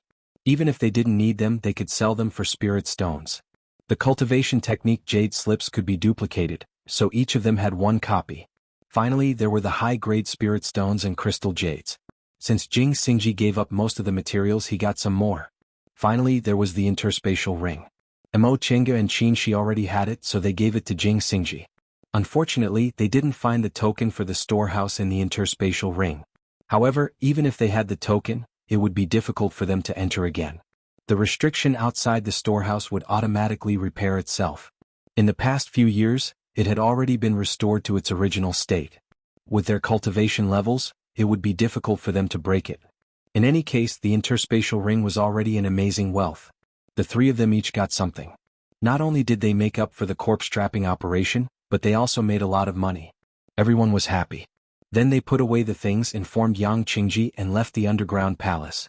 Yang Qingji practiced the primordial devil art, so the most suitable place for cultivation was still the original cave. Therefore he still did closed-door meditation in the cave and didn't plan to go out. As for Mo Qiange, Qin and Jing Xingji, after leaving the underground palace, they found abandoned immortals' caves full of spiritual aura according to the demarcated safe area and settled down separately. There was no shortage of immortals' caves full of spiritual aura in this immortal palace. The best ones were naturally those on isolated peaks. These immortals' caves originally belonged to deification cultivators. Several years ago, when they entered the immortal palace, the restrictions on the immortals' caves were almost cracked by those nascent soul cultivators, and the good things were basically swept away. They didn't have to spend much effort to repair the immortals' caves and rearrange the restrictions, then they could live there. Out of the 15 core formation puppets they worked hard to make, 14 were destroyed. Mo Qiange was very distressed. Later, she went to find the wreckage and repaired it. Mo Qiange put 2 of them into the virtual sky world to replace the 2 destroyed stone sculpture puppets. As for the other one, it stayed outside to serve tea and handle chores. Mo Qiange ordered the puppets to tidy up the main cultivation room. She was very satisfied when she looked at the neat and tidy Immortal's cave. The cave they chose was located on the highest peak of the Immortal Palace. It was remote and very quiet. Once they left the cave, they could see the entire Immortal Palace. The scenery was extremely beautiful. The only drawback was that the spiritual chi here was slightly lacking, and the cave abode was also slightly smaller. No matter how small the cave abode was, it was still the residence of the sect's deity transformation stage elders. It had all the necessary cultivation rooms. It was just that the disciples did not live in a big place. As for the spiritual chi, it was even more unnecessary. How could the spiritual chi in this immortal palace be lacking? Besides, once they left the underground palace, Missouri Tienga would enter closed-door meditation to form her nascent soul, so the two of them would definitely enter the virtual sky world. What happened outside didn't really matter. After she settled down, she didn't immediately enter closed-door meditation. Forming one's nascent soul wasn't a trivial matter. A little carelessness could lead to irreversible consequences. If she couldn't form her nascent soul when her core shattered, her 100 years of cultivation would go down the drain. Therefore, in addition to Mo Yaoqing and Fu Yaozi's cultivation experiences, Qin Shi also recalled the situation when he formed his nascent soul and carefully summarized some details for reference. As for Mo Chenga, she was comprehending her state of mind. When her state of mind was calm and she was sure there were no mistakes, she would enter closed-door meditation again. A phoenix cry came from outside, followed by the breath of a spiritual beast. Mo Chenga stood up and went out of the cave. She saw Qin Shi feeding a dazzling bird medicinal pills. "Is this your dazzling bird?" The bird in front of her was about 3 feet long. Its whole body was red and bright like flames. Its long tail feathers were extremely gorgeous, very similar to a phoenix's tail. The most peculiar thing was that the bird had 2 eyeballs in each of its eyes, so it was called a dazzling bird. The dazzling bird was a very rare kind of spiritual beast. Not only was it good at using fire magic, but it also had extraordinary strength. Among spiritual beasts of the same rank, it was very powerful. According to ancient records, the dazzling bird had part of the phoenix's bloodline and was a branch of the divine beasts from the distant past era. It also had the effect of warding off evil. Mo Chenga remembered that Qin Shi obtained this dazzling bird when he was still in the foundation building realm and had raised it for 200 years. However, like most cultivators, the spiritual beasts they raised couldn't keep up with their cultivation levels and couldn't help them in fights of magical power, so he rarely brought it with him. When she left, this dazzling bird was only in the 5th rank, but now it was already in the 7th rank. If it advanced again, it would be an 8th rank spiritual beast, which was equivalent to a nascent soul cultivator. Qin Shi fed the last beast spirit pill to the dazzling bird, then patted its head. The dazzling bird let out a cry, spread its wings and flew into the air. He said, "Thanks to the beast spirit pills you left behind, this dazzling bird advanced 2 ranks in more than 50 years. In a few dozen years it'll probably advance to the 8th rank." Really? Looking at the dazzling bird flying in the air, she was very envious. It's really strange.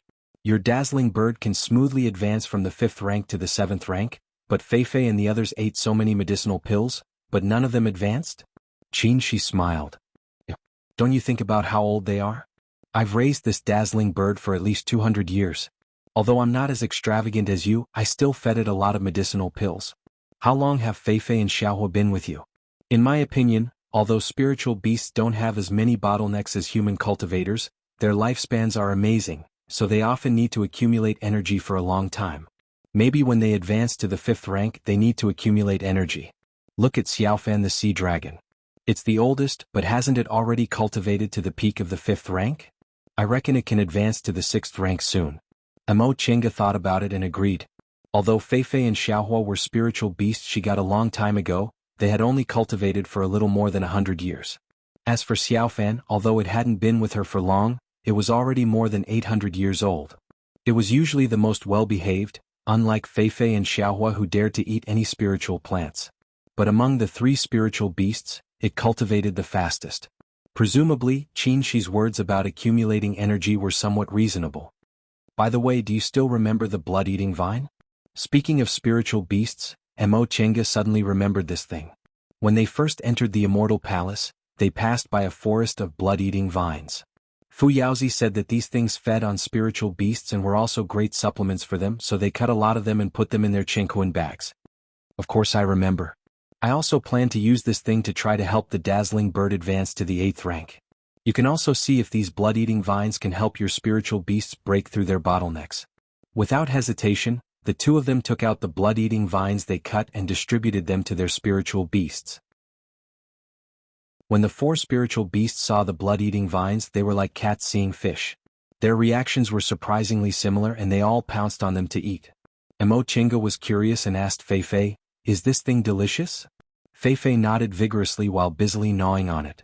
It had always been very concerned about its image, so there weren't many times when it didn't care about its demeanor. She asked Xiaofan again, "Xiaofan, do you recognize this thing?" Xiaofan was more well-behaved than Fei. Upon hearing her question, it stopped and answered, "I don't know, but it smells delicious. I feel comfortable eating it and my spiritual aura circulates very fast." Oh. It seemed this was the intuition of spiritual beast. "The three of you don't eat too much at once," she warned them and left the virtual sky world. Inside the cave, Qin was sitting in front of a table. Beside him were piles of medicinal pills, magic weapons and sundries. There were also several Qingquan bags on the table. Upon seeing this, Mo Chenga raised her eyebrows. "What are you doing? You took out all your belongings?" She shook the Qingquan ring in his hand and said, "With this thing, I don't need a Qingquan bag anymore." They obtained a Qingquan ring from the deification ancient cultivator in the first cave on the top of ascetic cliff. Later, Master Taoist Yuanmu gave them another Qingquan ring during the negotiation. Together with the Qingquan ring in the hands of the deification refined corpse, they had exactly one Qingquan ring for each of Jing Xingji's group. Qingquan rings were many times more advanced than Qingquan bags. In the current cultivation world, the most advanced Qingquan bags were made from the fur under the belly of high-rank spiritual beasts. High-rank spiritual beasts had a unique storage space with a very large capacity. Ordinary Qingquan bags, on the other hand, were actually large bags sewn from animal skins and made to look very small using the technique of space. Qingquan rings were different. They were made using the distant past era space-tearing technique. The space inside was not only large but also independent. It was especially suitable for storing spiritual plants, medicinal pills, and other things that needed to preserve spiritual aura. Qingquan bags couldn't compare at all. Moreover, even if a restriction was placed on a Qingquan bag, it was very easy to remove. The Qingquan ring, on the other hand, was different. A more complicated restriction could be placed on it. If the cultivation level of the person who obtained it wasn't high enough, they couldn't open it. Unless the owner died, the restriction would weaken until it dissipated. Most importantly, how could taking things out of a Qingquan bag be more convenient than using a Qingquan ring? For high-rank cultivators like them, taking magic weapons out of a Qingquan bag would take time no matter how fast they were, and it would be easy for the enemy to see them. Qingquan rings, on the other hand, didn't need to be worn directly on their fingers. Their spiritual aura could move at will, and they could take out magic weapons unknowingly and catch the enemy off guard. The two of them obtained a lot of things from the Immortal Palace. Because Jing Xingji was beside them, they didn't have time to properly tidy them up. Now that they finally had an independent Immortal's cave, it was a good time to take inventory. Seeing this, Mo Chinga also took out all her things from the Qingquan bag, tidied them up, and put them into the Qingquan ring. During this process, she discovered that the Qingquan bag could actually be directly put into the Qingquan ring. It was impossible to put a Qingquan bag into another Qingquan bag. However, the Qingquan ring was an independent space so it could put a Qingquan bag inside. Such leisurely days passed by for several months. After she explained his soul formation experience to Mo Chinga one by one, the two of them tidied up, laid a formation restriction and prepared to enter closed-door meditation. If there were no accidents, they wouldn't come out of closed-door meditation until Mo Chinga formed her nascent soul. It was unknown how long this process would take. Maybe 3 to 5 years, maybe 10 years. During this time, with Jing Xingji and Yang Qingji here, someone had to preside over this immortal's cave outside. As for soul formation, they couldn't be careless. If there was a nascent soul cultivator by their side, it would be a lot safer, so she had to enter the virtual sky world. Fortunately, although Fei was a spiritual beast, it was half as smart as a person. With its spiritual intelligence, it wouldn't be a problem to leave the immortal's cave to it. After a brief discussion, the two of them left the outside matters to Fei and entered the virtual sky world. Chapter 500. The two of them already had experience with entering closed-door meditation in the virtual sky world to form their nascent souls.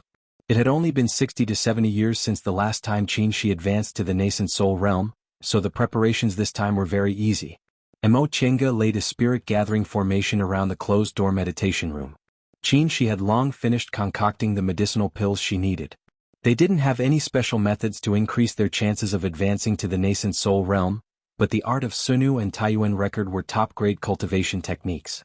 Coupled with the environment of the distant past era in the virtual sky world and the spiritual pills concocted from 10,000-year-old spiritual plants, their chances of advancing to the nascent soul realm were already very high. Chenga, after you enter closed-door meditation, don't try to form your nascent soul right away. First, carefully recall everyone's soul formation experiences and experience their realms. Once you understand everything, you can circulate your spiritual aura and try to break through to the nascent soul realm. Emo Chenga complied one by one. After she finished preparing everything, she entered the closed-door meditation room. She sat cross-legged in the seclusion room and activated the spirit-gathering array. She took a deep breath and closed her eyes. She still remembered when she formed his nascent soul. She once boasted shamelessly about how she had the aptitude that was hard to come by in 1,000 years and the fated chance that was hard to come by in 10,000 years, so why couldn't she become the youngest nascent soul cultivator in the history of the celestial pole? Today she was merely 160 years old. She was already at the peak of the completion level and was about to break through to the original level. She smiled and stopped sighing in her heart. The sentence was actually just a joke. Although she was confident she could form her nascent soul, she never cared about the time. What was important about forming the nascent soul sooner or later? Ever since she set foot on the path to immortality, she never gave up on herself. Every step she took was steady, which was much more important than becoming the youngest nascent soul cultivator in the celestial pole. Concealing his spirit in chi, he calmed his mind and easily entered a meditative state. Everything around him was gone. Nothing could be seen, nothing could be heard, nothing could be felt. She felt as if she had returned to her mother's embrace. It was warm, serene, tranquil until it disappeared. Gradually, even his heart melted in this kind of nothingness. He couldn't find himself, yet he was everywhere. Where am I? She asked herself, but her surroundings were empty, as if even time and space did not exist. This kind of nothingness that didn't even exist was so frightening when she was awake. But at this moment she was very calm, so calm that she didn't even think about finding out the reason. Because this kind of nothingness made her feel a sense of tranquility and fulfillment that she had never felt before. In the empty void, a speck of light finally appeared. The light grew brighter and brighter, slowly enlarging until she saw people and objects. This was a small village under the jurisdiction of Lianqing in Jin country in the secular world. There were only about 300 to 400 people in total. Everyone had only one surname, so this village was named Mo's village after their surnames. In the vast territory of Jin state, there were countless small villages like this one. They were inconspicuous, but this was the only place that had a different meaning to her. Her lonely and happy childhood, the people she had loved and hated flashed before her eyes one by one. Then came the 10 years of wandering from place to place, suffering all the bullying and injustice. At that time she always thought that when she succeeded in her cultivation in the future, she would definitely seek revenge on them. She would ruthlessly step on their faces and look at their terrified expressions, and she would feel extremely carefree. However, when he possessed such power, he realized that he no longer cared about all of this. Those bullying and unfairness had made her furious and gnash her teeth.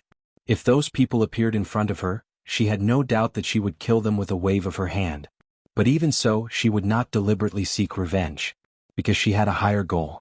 In front of this goal, those people who once held grudges in her heart were insignificant. It was as if humans were as insignificant as ants in front of her. This goal was called the path of immortality. In the distant past era, when heaven and earth were first separated, gods came to the world and demonic spirits appeared. Insignificant humans struggled with birth, aging, illness, and death. They yearned for the power to move mountains and drain seas, just like demonic spirits or even gods. Thus, cultivation came into being. What was cultivation? It was the vain desire of mortals to jump out of samsara, live forever, and conquer the heavens. Millions of years passed. From the vast and boundless primeval times to the chaos of the present day, countless people began to tread the path of immortality. They struggled within the Tao of immortality, but the only ones who managed to escape the cycle of reincarnation and become true immortals were legends. Did the path of immortality really exist? Or was it to say, in the end, they were still a pile of bones that scattered with the wind? A painful expression appeared on Emo Chenga's face, but she couldn't feel it. Ever since she entered the closed-door meditation room, Qin Shi, who had been guarding outside the door, watched her nervously. Everyone encountered different situations when they tried to form their nascent soul. He didn't know what Mo Chenga's mental state had experienced, but he knew he couldn't intervene. If she couldn't even pass the initial mental state, there was no need for her to form her nascent soul. She'd already failed. On the path of cultivation, aura refining was the rudiments, foundation building was the threshold, and core formation was the initial success. Only when one formed their nascent soul could they be considered to have truly set foot on the path of immortality and come into contact with the true meaning of immortality. Therefore, to break through to the nascent soul realm, aptitude was no longer that important. Cultivation level, temperament, and personal understanding were more important. Because of this, even those disciples of famous cultivation groups with great cultivators as their backing could only use medicinal pills to reach the core formation realm at most. They couldn't cross the hurdle of forming their nascent soul. Only by comprehending the profound meaning of immortality could one become a true great cultivator. What is the path of immortality? To seek power and not be controlled by others. A woman appeared in Mo Chenga's mental state and said faintly. She had a dignified appearance and a calm expression. She was just casually standing there, but she was already astonishingly beautiful. She was Mo Yaoqing, born in Danxia sect in Yunzhong 5,000 years ago. She had a pure Yin constitution, and her talent and beauty were equally astonishing.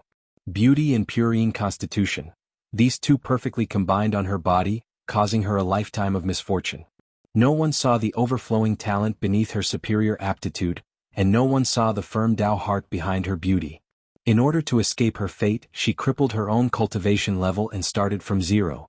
She put in 10 times or even 10 times the effort and hardships of others to enter the nascent soul realm. Mo Chenga recalled herself. She was once an ignorant child, but because of a sentence she inadvertently said, she was kidnapped. When she was young, a moment of carelessness not only brought disaster to herself, but also implicated innocent people. What is the path of immortality? To seek power and not be controlled by others. What is the path of immortality? To seek longevity and to explore the true meaning of the world. This time a vague figure appeared.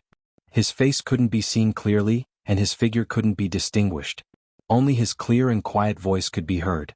This was Fu Yaozi, the #1 cultivator in Yunzhong for more than 100,000 years. He was a maverick individual cultivator, a legendary genius cultivator who advanced into the deification realm. In his life he didn't have many misfortunes, but he was full of ups and downs, and every step he took was extremely difficult.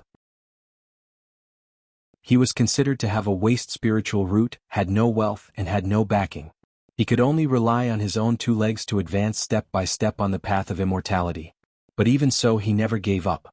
From an insignificant little aura refining cultivator, he went through countless difficulties and dangers, successfully built his foundation, and entered the threshold of the cultivation world.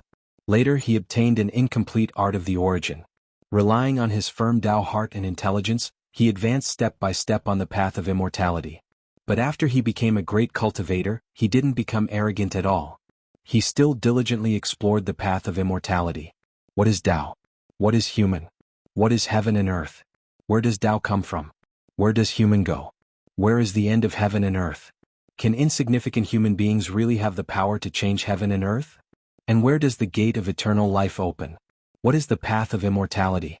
To seek immortality, to explore the true meaning of the world. Countless people and countless things kept appearing in Mo Chenga's mind. Questions, doubts, and eventually calmness. The spiritual aura in the closed-door meditation room gradually stabilized. Outside the closed-door meditation room, Qin Shi took a deep breath. Finally she passed the first hurdle. He had failed to form his nascent soul 3 times, and every time he failed at the first hurdle. This hurdle wasn't too dangerous, but it was a crucial hurdle on the way to the nascent soul realm. Only with a firm belief could she continue walking on the path of immortality. If she hesitated for even a moment, she wouldn't be able to move forward. After an unknown amount of time, Mo Chenga opened her eyes. She felt her heart was as calm as still water, and she took the medicinal pills she prepared one by one. After she took all the medicinal pills, a powerful spiritual aura burst out of her body. She didn't panic and slowly guided the spiritual aura to move in her body. Yin and Yang were Tai Chi, and the combination of the 5 elements was primal chaos. Everything in this world, as long as it was alive, couldn't escape from Yin, Yang, and the 5 elements. Mastering Yin, Yang, and the 5 elements meant mastering the world. Chin, she stood motionlessly outside the closed-door meditation room, feeling the fluctuating spiritual aura. This was the second hurdle of soul formation, and it was also the most dangerous hurdle. During this process, the body would absorb countless spiritual auras, and if the meridians and dantian could withstand the test, their gold core would shatter and they would form their nascent soul. If their gold core shattered but couldn't withstand the test, they wouldn't be able to form their nascent soul. In that case, hundreds of years of cultivation would go down the drain. He waited quietly. If an accident happened, he would stop her, protect her gold core and preserve her cultivation. Nascent soul could be tried again, but once her gold core shattered, everything would be irreparable, and she would have to start all over again. But what made him feel strange was that although everything in the closed-door meditation room was stable and countless spiritual auras were rushing into Mo Chenga's body, the moment her gold core shattered and she would form her nascent soul didn't come. 1 year, 2 years, 3 years, time passed quickly and everything in the closed-door meditation room seemed to have stopped. This made Qin Shi very puzzled, but he couldn't think of anything. During the soul formation process, if other people intervened, it could easily lead to a tragedy. Right now, aside from taking too long, everything was normal for Mo Chenga. If he rashly intervened, he might end up making a fool of himself. After all, when it came to soul formation, everyone had different experiences. His own soul formation process could only be used as a reference. There are also people who take more than 10 years to form their nascent soul. Maybe that's what happened to Mo Chenga? He could only guess like this. Inside the closed-door meditation room, Mo Chenga was already immersed in the cycle of yin and yang and the alternation of the 5 elements. She had no idea that someone was restless outside. 5 years, 10 years, 15 years, time didn't stop in the slightest. Chapter 501. Misty clouds and immortal qi lingered. Between the towering peaks, sword light flashed from time to time. Sometimes sword qi soared into the sky, and other times sword intent was threatening. This lasted for half a day. In midair, in the clouds, Jing Xingji casually withdrew his flying sword. He looked with satisfaction at the brilliant and incomparably sharp flying sword in his hand. This was the ownerless sword that he obtained from an ancient immortal mansion when he built his foundation. Until today he still did not know what precious material this sword was made of, but after recognizing its master and nourishing it for more than 200 years, the sword was connected with his mind, sharper and sharper, and the sword intent was stronger and stronger. He still remembered that more than 200 years ago when he obtained this sword, his master, who was still alive, said that this sword was as clear as autumn water, and contained sword qi, so it was better to call it still water sword. In fact, although he seemed to be playing around with the world, he would rather break than bend, and was not suitable for this sword name at all. However, he understood what his master meant. He hoped that he would restrain his edge so as not to provoke disaster. Unfortunately, at that time he was young and aggressive, and did not understand these things. Later he had no chance. After the death of his master, he endured for 100 years in the ancient sword sect, but in the end he could not endure it. The still water sword was called still water, but he had cultivated it into a sword of swift and fierce killing intent. But he did not regret it. What was the use of enduring? In this world, strength was everything. With strength, one could be above others. He did not have the opportunity of Qin Shoujing and Mo Qingwei, but in this immortal palace he also obtained a lot of good things. Just high-grade spirit stones alone, after 20 years of unscrupulous cultivation, he still had tens of thousands of pieces, which was almost an unimaginable wealth outside. In the world of immortal cultivation, middle-grade and above spirit stones were rare. Even Yuanying stage cultivators on weekdays mostly used low-grade or middle-grade spirit stones to trade, and kept high-grade spirit stones for their own use. Ordinary Yuanying stage cultivators, most of their transactions were in the tens of thousands, and their total net worth was only $1 million or so. Tens of thousands of high-grade spirit stones were equivalent to hundreds of millions of low-grade spirit stones. This made him sigh. Ancient times were ancient times, and high-grade spirit stones were not valuable. Unfortunately, although this huge immortal palace was also made of high-grade spirit stones, there were restrictions. Otherwise he really wanted to move a spirit stone house back. However, although high-grade spirit stones were rare, they could not be compared to crystal jades. He was not proficient in miscellaneous knowledge, so he gave up the materials in exchange for crystal jades. He used the secret method of sword cultivators to refine these crystal jades into the still water sword. After 20 years of nourishment, the still water sword, which was originally filled with killing intent, became even sharper. In his view, it was not inferior to the wind feather sword. The only cultivator of the ancient sword sect at the late Yuan stage, venerable swordsman Yuanying, who was known as the best sword in the world. Thinking of this, he could not help but look towards the northeast. There was also a lone peak there, quietly sitting in the corner of the immortal palace. Speaking of which, it was strange. It had been 20 years. What were Qin Shoujing and Emo Qingwei doing? Unexpectedly, he did not even take a step out of the cave. Even if he went to visit, he would just send his spirit beast to send him away. He knew that after leaving the underground palace, Missouri Qingwei would go into seclusion to form her nascent soul, but even so, it shouldn't be to the extent of not seeing her for 20 years, right? The little devil cultivator in the underground palace had already reached the peak stage of the core formation realm and was planning to enter secluded meditation to form his nascent soul. Besides, she was in seclusion, so why didn't Qin Shoujing go out? When it came to forming one's nascent soul, no one else could help. Could it be that they were having a good time here and forgot to go out? This thought suddenly popped up in Jing Xingji's mind, and then he felt that he was thinking too much. No matter how good this immortal palace was, it was useless if they couldn't get out. They would not be stupid. But why didn't they appear for 20 years? Did Emo Qingwei succeed in forming her nascent soul? With a stomach full of questions, he wanted to go to their cave to have a look, even if he knew that the one who sent him away must be that spirit beast with eyes looking at the sky.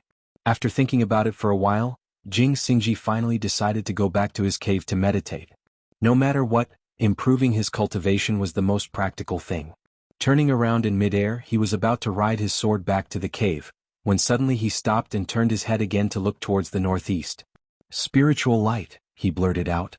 He saw the cave in the northeast direction suddenly burst into a bright spiritual light, and countless spiritual qi rushed over there, converging into a little spiritual light, surrounding the entire cave. The celestial phenomenon of forming a nascent soul. When the auspicious clouds appeared and spiritual birds flew, Jing Xingji was certain.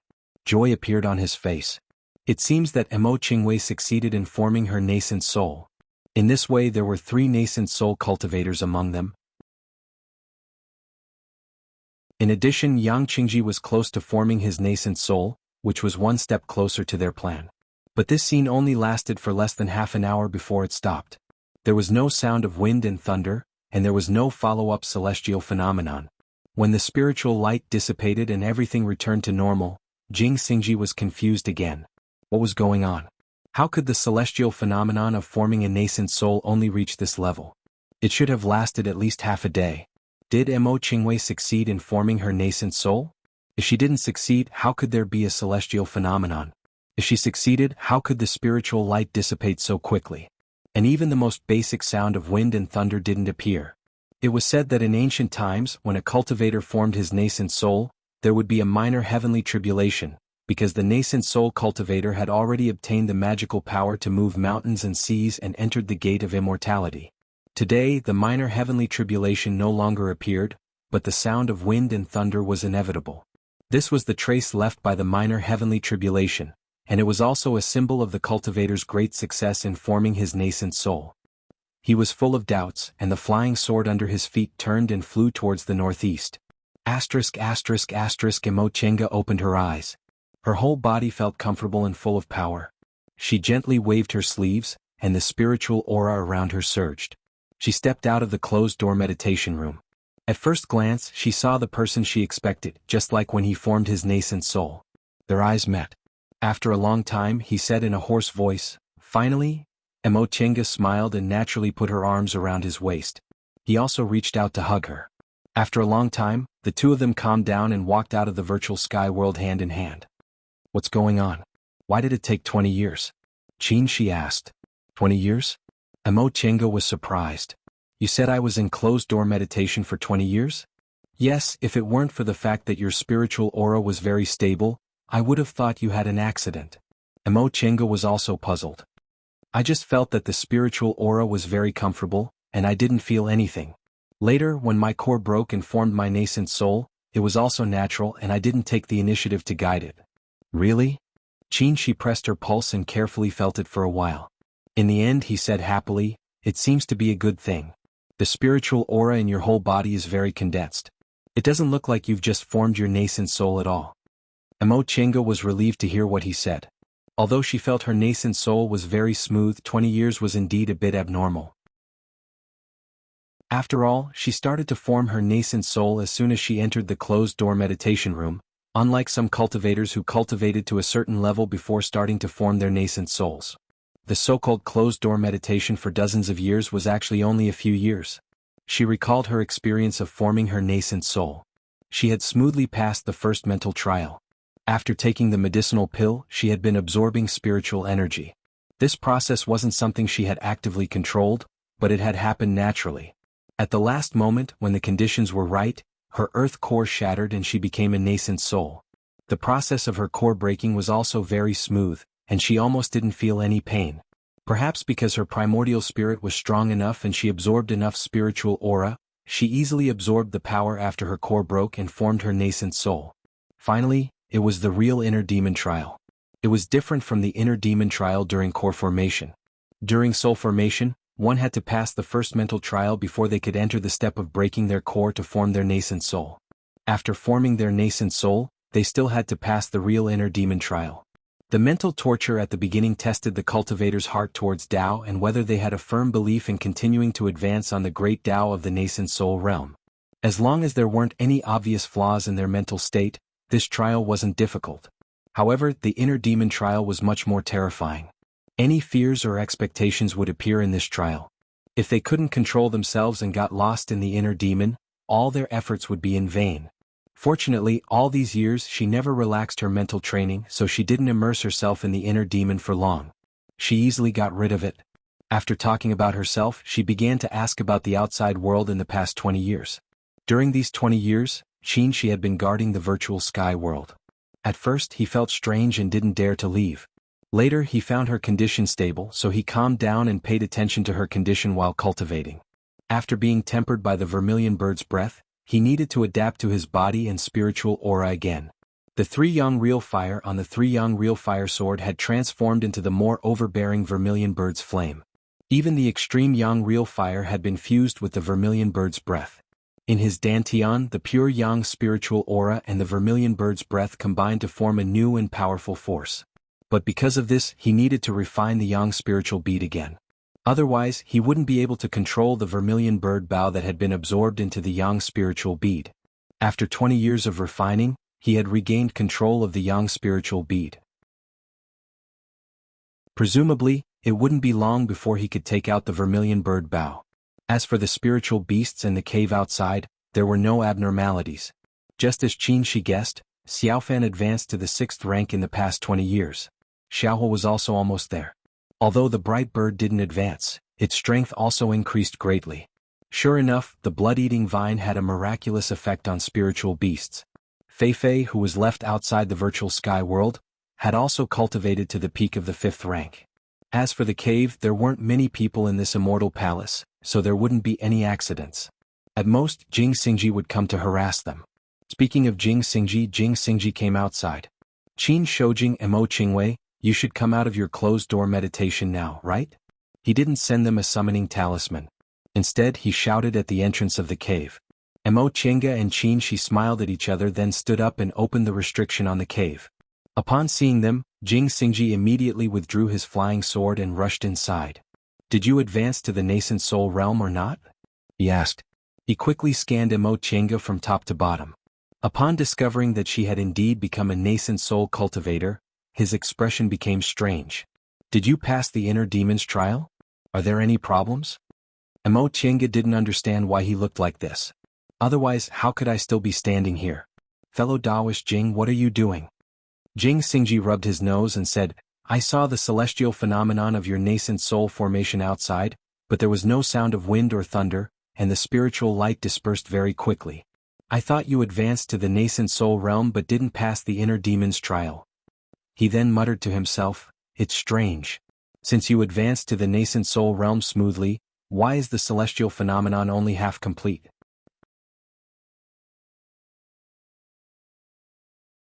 Chapter 502. Only half of the nascent soul celestial phenomenon? Mo Chenga and Qin looked at each other with confusion on their faces. Neither of them had thought about the nascent soul celestial phenomenon.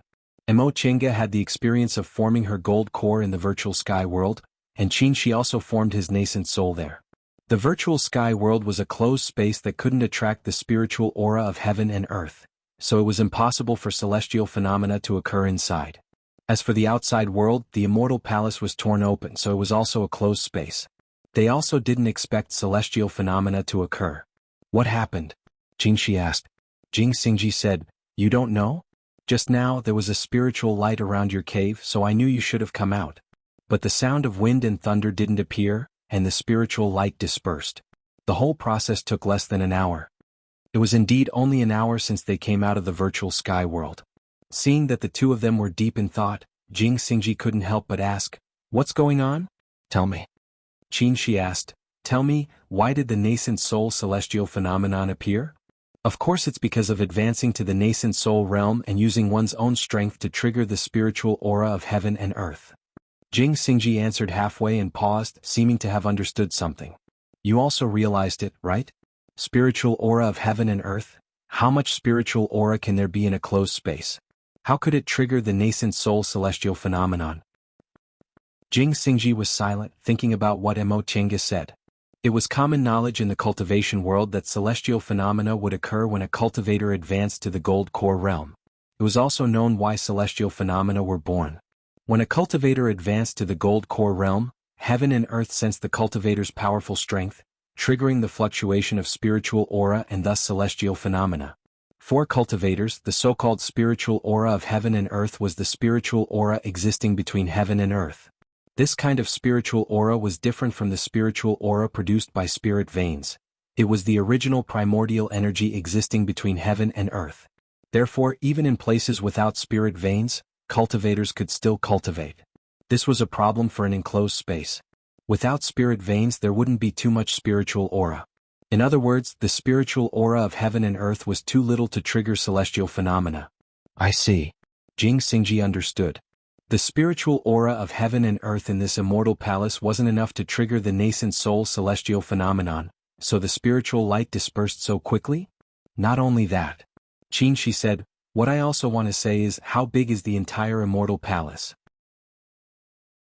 Excluding the spiritual aura produced by the spirit veins and these high-grade spirit stones, how much spiritual aura can there be? Even a half-completed celestial phenomenon ascendant wouldn't be able to withstand it, right? This? Jing Xingji reacted quickly and immediately said, You're saying that this immortal palace isn't sealed? Or should I say it's not fully enclosed? Qin nodded. You're right. If half of the celestial phenomenon really appeared, it means there's a lot of spiritual aura there. At the very least, it should include the spiritual aura on the spiritual mountain outside. The meaning of these words, Jing Xingji was all too clear. If the barrier between the mystical palace and the mystical mountain was cracked to begin with, it would be much easier for them to destroy the barrier. The entrance that connected Spirited Mountain to the outside world was created by the 5 saints using the space-tearing technique from the Immortal Palace. It was very stable and could be used to exit directly. If I can find the crack in the restriction between the Immortal Palace and the Spirited Mountain? Emo Chenga looked at the delighted Jing Xingji and said, Fellow Taoist Jing, don't be too happy too early. The restrictions in this Immortal Palace are far beyond our realm. Besides, the Immortal Palace is so big, how could it be easy to find the crack? Jing Xingji waved his hand indifferently and said, You're right, but there's more hope than before, isn't there? That's a good thing. Alright, you're right. If they could really find the crack in the space, the Xuanshu cloud connecting formation would have a higher chance of success. The three of them talked for a while more before Jing Xingji took his leave. The restrictions in the Immortal Palace were so brilliant that finding the crack wasn't something that could be done overnight. Soon after, Emo Chenga and Jing Xingji went back to the underground palace to see Yang Qingji. Yang Qingji was very happy to see her successfully advancing to the nascent soul realm. The 4 of them were now grasshoppers on a rope. Emo Chenga successfully advanced to the nascent soul realm, which meant she was one step closer to their goal. However, this also urged him to seize the time. Only 3 nascent soul cultivators weren't enough. Using the Xuanshu cloud connecting formation required 5 mediums. Him advancing to the nascent soul realm was just one more, so he had to think of another way. After leaving the underground palace, the 2 of them were about to return to their immortal's cave when Fei Fei, who had been crouching on Emo Chenga's shoulder, said, Wait, I'll take you to a place. What place? Could there be a good place in this immortal palace that Feifei took a fancy to? Just follow me, Feifei said, jumped down from Mo Chenga's shoulder, turned around and ran. The two of them glanced at each other then followed. Feifei was very sensitive to the aura of spiritual treasures, so it must have found some kind of treasure. After Yang Qingji practiced the primordial devil art, the aura of the primordial devil in the immortal palace basically disappeared, and the deification refined corpses were trapped in the valley. Now there were only some refined corpses and demonic beasts with low cultivation levels in this immortal palace, so the danger was greatly reduced. Although Feifei was a spiritual beast and didn't have any offensive spells, it was very brave. Presumably in the past 20 years, it had searched every corner of the immortal palace. Two people and one beast went further and further away from the buildings of the immortal palace, deep into the back mountain. This immortal palace occupied a very vast area, even including part of the mountain range. Back then, Fu Yaozi said that the depths of the back mountain was the real interior of the immortal palace. From what he saw, it might be the location of the immortal's cave of the cultivator with the highest cultivation level in this ice palace. However, he and the other four people couldn't enter because of time constraints and their low cultivation levels. When she entered the immortal palace that year, Mo Chenga didn't think about entering the back mountain. They also didn't have much time, and their divine abilities and wisdom were inferior to the 5 saints, so it would be a waste of time to come. Later, when she was trapped in the immortal palace, leaving the immortal palace became her biggest goal, so she naturally didn't think about it. Since even Fu Yaozi didn't recommend her to come and explore, it meant that the possibility of her entering was almost zero, so why should she waste time? Besides, she had already obtained great benefits from the immortal palace, so being too greedy wasn't a good thing. She followed Feifei until they reached a dense forest. She saw Feifei darting in and out of the forest, seemingly following some kind of pattern. The more Mo Chenga followed, the more baffled she became. In the end, she suddenly remembered something. Is this a formation? Feifei stopped and turned to look at her. Your reaction isn't slow at all. Ignoring its tone, Mo Chenga asked, what's going on? This formation is very clever. I can't see any clues at all. How did you know how to break it? This isn't the way to break it, Feifei said. This is the 9 Palaces 8 trigrams formation that was widely spread in the distant past era. This formation doesn't have any lethality, and it's mainly used to prevent others from entering. As long as you understand the footwork, you can enter. This formation is a simplified version of the 9 Palaces 8 trigrams formation. Presumably, many of its mysteries have been lost since the distant past era. I see. She felt strange. Feifei had no interest in formations, so how could it suddenly understand ancient formations? Then do you know how to break it? Feifei glanced at her. I know how to walk. I don't know how to set it up. As they spoke, their vision suddenly brightened. They were already out of the dense forest. This is.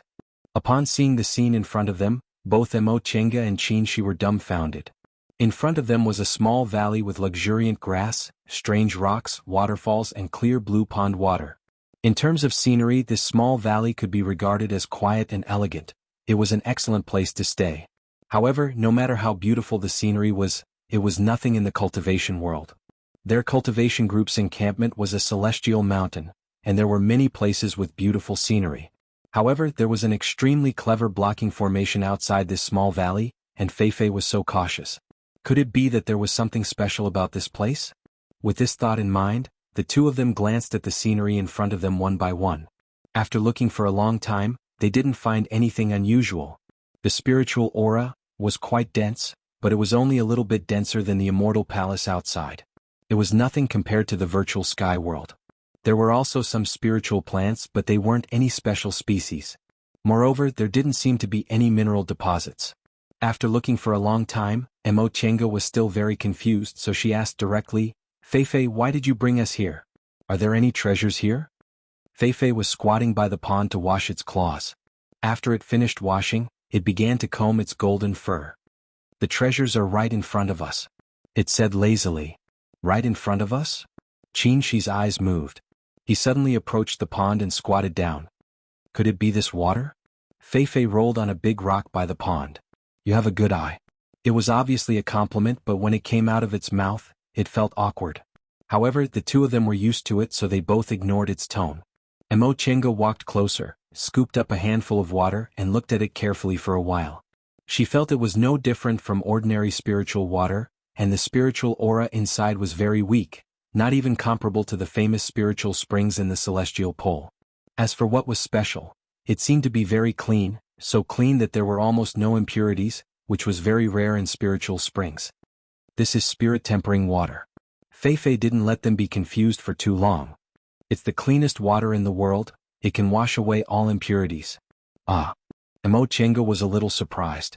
She once wanted to get rid of the remaining devil aura on the Fuxing sword, but she couldn't find a suitable method.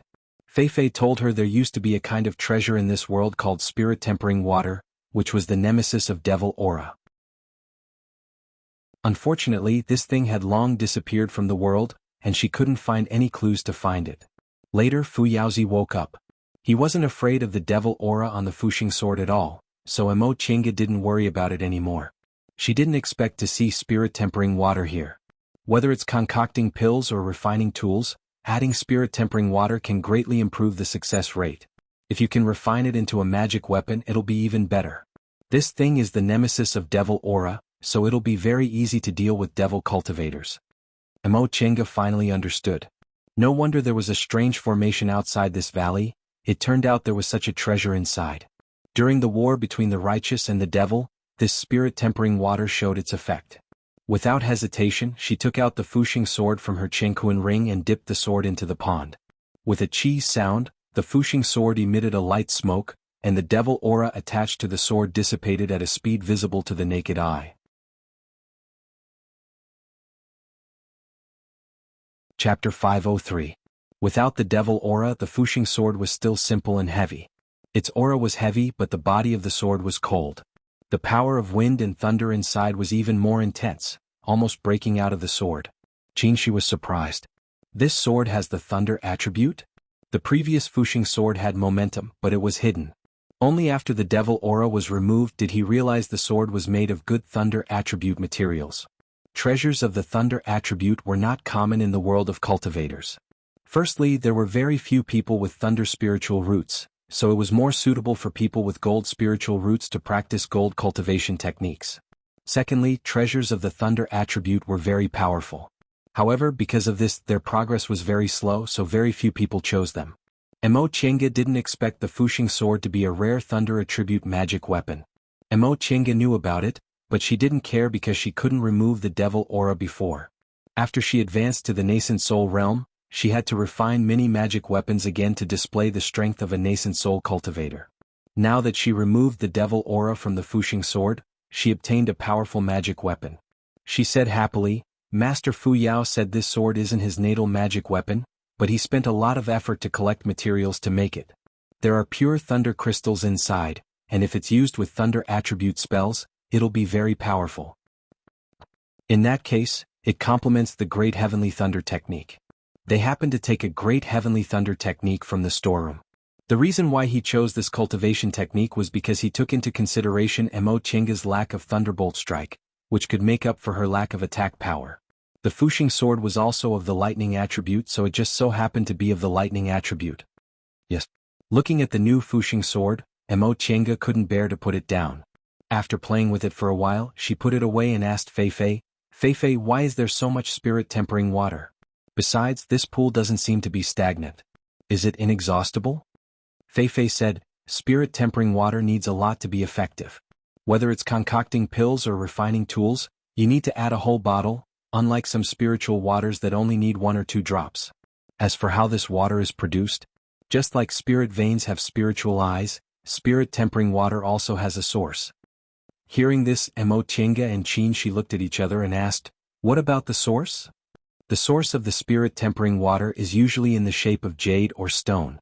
It is called the spirit-tempering jade or spirit-tempering stone. No one knows how they are produced. Bury it somewhere, and the spirit-quenching water will be produced slowly. Fei leaped onto her shoulder. Hurry up and let Xiaofan out. Let it look for it. It was so easy to order others around. Nevertheless, Emo Chenga still listened to it.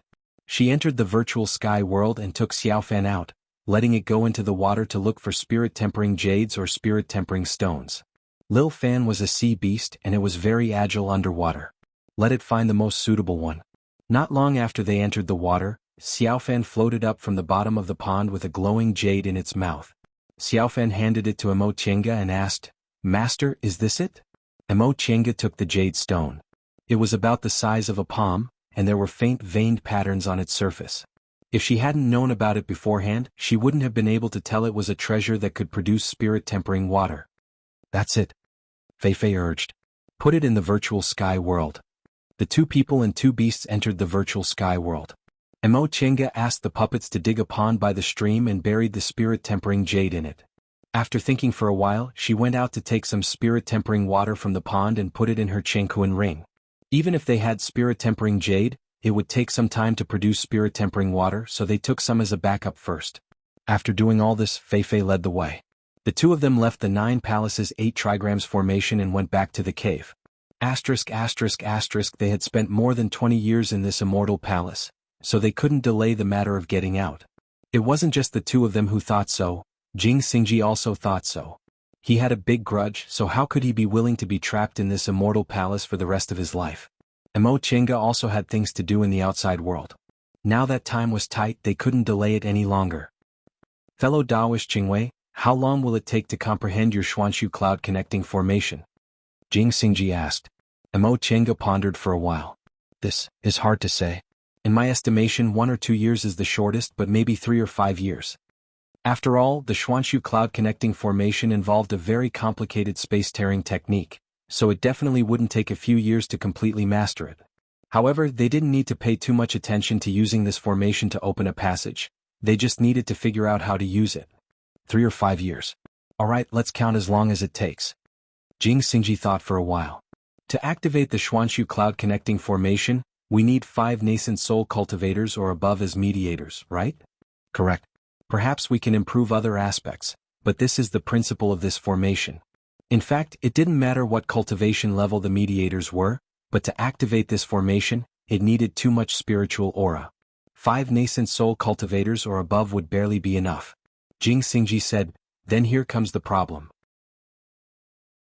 Right now there are only 4 living people in this immortal palace. The 3 of us are already in the nascent soul realm, and that devil cultivator boy will soon enter closed-door meditation to form his nascent soul.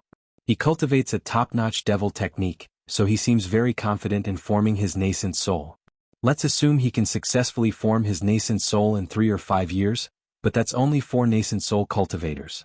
There's still 1 left. What should we do?" "There are 2 ways," Qin said thoughtfully. "The first is to find a nascent soul substitute. The second is to find a crack in the restriction between the immortal palace and the spiritual mountain. Maybe the 4 of us can break the restriction." Emo Chenga agreed. Emo Chenga expressed her approval. Both methods are feasible. The first method was needless to say, it was the safest solution. As for the second method, they only needed to put a puppet in the position of the 5th medium. Breaking the restriction would be done by the 4 of them, but it depended on how big the crack in the restriction was. If it was too small, it would be in vain.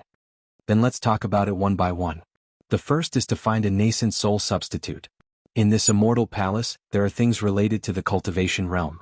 Aside from us, there are only spiritual beasts and puppets. Speaking of spiritual beasts, I know your bird is already in the 7th rank, but it won't be easy for it to advance to the 8th rank, right? Qin smiled bitterly. It's not easy for spiritual beasts to advance to the 8th rank. It won't take long even if it takes 100 years to advance from the 7th rank to the 8th rank. It'll take at least 30 to 50 years for my bright bird to advance. 30 to 50 years? Can you wait that long? I can't wait that long. Emo Chenga shook her head decisively. I have something to do outside. If I wait 30 to 50 years, I don't know if I can finish it. Time is tight. I can only wait 20 years at most. We must go out within 20 years. Jing Xingji didn't ask much about the specifics. He said, "Since spiritual beasts won't work, we can only consider puppets. Fellow Daoist Qingwei, can you make nascent soul puppets now?" Emo Chenga shook her head. "I can't now, but it's not impossible." She still had the jade bone puppet technique in her hands, and she also had the main materials. However, this technique was very difficult and she still lacked other materials, so she couldn't guarantee she could make it. In other words, this method can only be used as a backup. Emo Chenga nodded to show her agreement. Jing Xingji sighed. "Then let's consider the second method. We'll look for the crack in the restriction between the immortal palace and the spiritual mountain. How confident are you?" Mo Chenga and Qin Shi glanced at each other. Their expressions were a bit solemn. After thinking for a while, Qin Shi said, "The Immortal Palace is so big. It won't be easy to find a crack in the restriction that might be very small. Not to mention the restriction is so brilliant that we might not be able to find it with our eyesight. Even if we can find it, I'm afraid it'll take a lot of time." "I think so too." Jing Xingji was a bit dejected. "Sometimes when I think about it, I feel a bit regretful. Why don't I have any interest in miscellaneous knowledge? If I knew one or two things, I wouldn't be so helpless." Judging from his appearance, he must have thought a lot these days. With his personality, it was already good that he could endure being trapped in the Immortal Palace for more than 20 years. "Let's do it this way," Qin Shi said while thinking. "Neither of these two methods is foolproof, but they both have hope. We'd better do it separately. We have to look for the crack in the Immortal Palace's restriction. Chenga, you should also study it and see if you can make nascent soul puppets." These two methods didn't conflict, so there wouldn't be any problem if they were carried out at the same time. "All right. If we want to get out, there are a few things we have to do. The first is to study the mysterious void cloud connecting formation. The second is to make nascent soul puppets. The third is to find the crack in the Immortal Palace's restriction. If we choose one of the two, we'll have hope of getting out. There's one more thing. Fellow Taoist Yang has to advance to the nascent soul realm smoothly," Jing Xingji added. "Otherwise, even if we manage to do it, we still won't be able to get out." Mo Tiange said, "Primordial devil art isn't an ordinary devil art. Yang Qingji also absorbed a lot of primordial devil aura, so I think it's very likely that he'll succeed in forming his nascent soul." "All right." Jing Xingji no longer doubted her. "In any case, we can't interfere with soul formation, so we'll trust him for the time being. It'll take at least 3 to 5 years for fellow Taoist Yang to form his nascent soul. During this time we can't just sit around and do nothing." Qin Shi brought the topic back. "As I said just now, there are 3 things we have to do. The first 2 can only be left to Tiange, but the third, fellow Taoist Jing, this is our problem." "It's not a problem for me to help," Jing Xingji said. "The problem is that I'm not proficient in restrictions. I'm afraid I won't be able to find it even if I find it." "This isn't a difficult problem," Mo Tiange interrupted. "I have a magic weapon here called the sensing bell. It's very sensitive to fluctuations and restrictions. Senior Marshal brother, you can refine another one. The 2 of you can take one with you." Concocting pills and refining tools were Qin Shi's strengths. Since he had the refining method, he could refine it as long as he didn't lack materials. Thus, the 3 of them reached an agreement. Among the 4 people in Immortal Palace, Yang Qingji only needed to focus on his closed-door meditation to form his nascent soul. If he successfully advanced to the nascent soul realm, it wouldn't be too late for him to join them.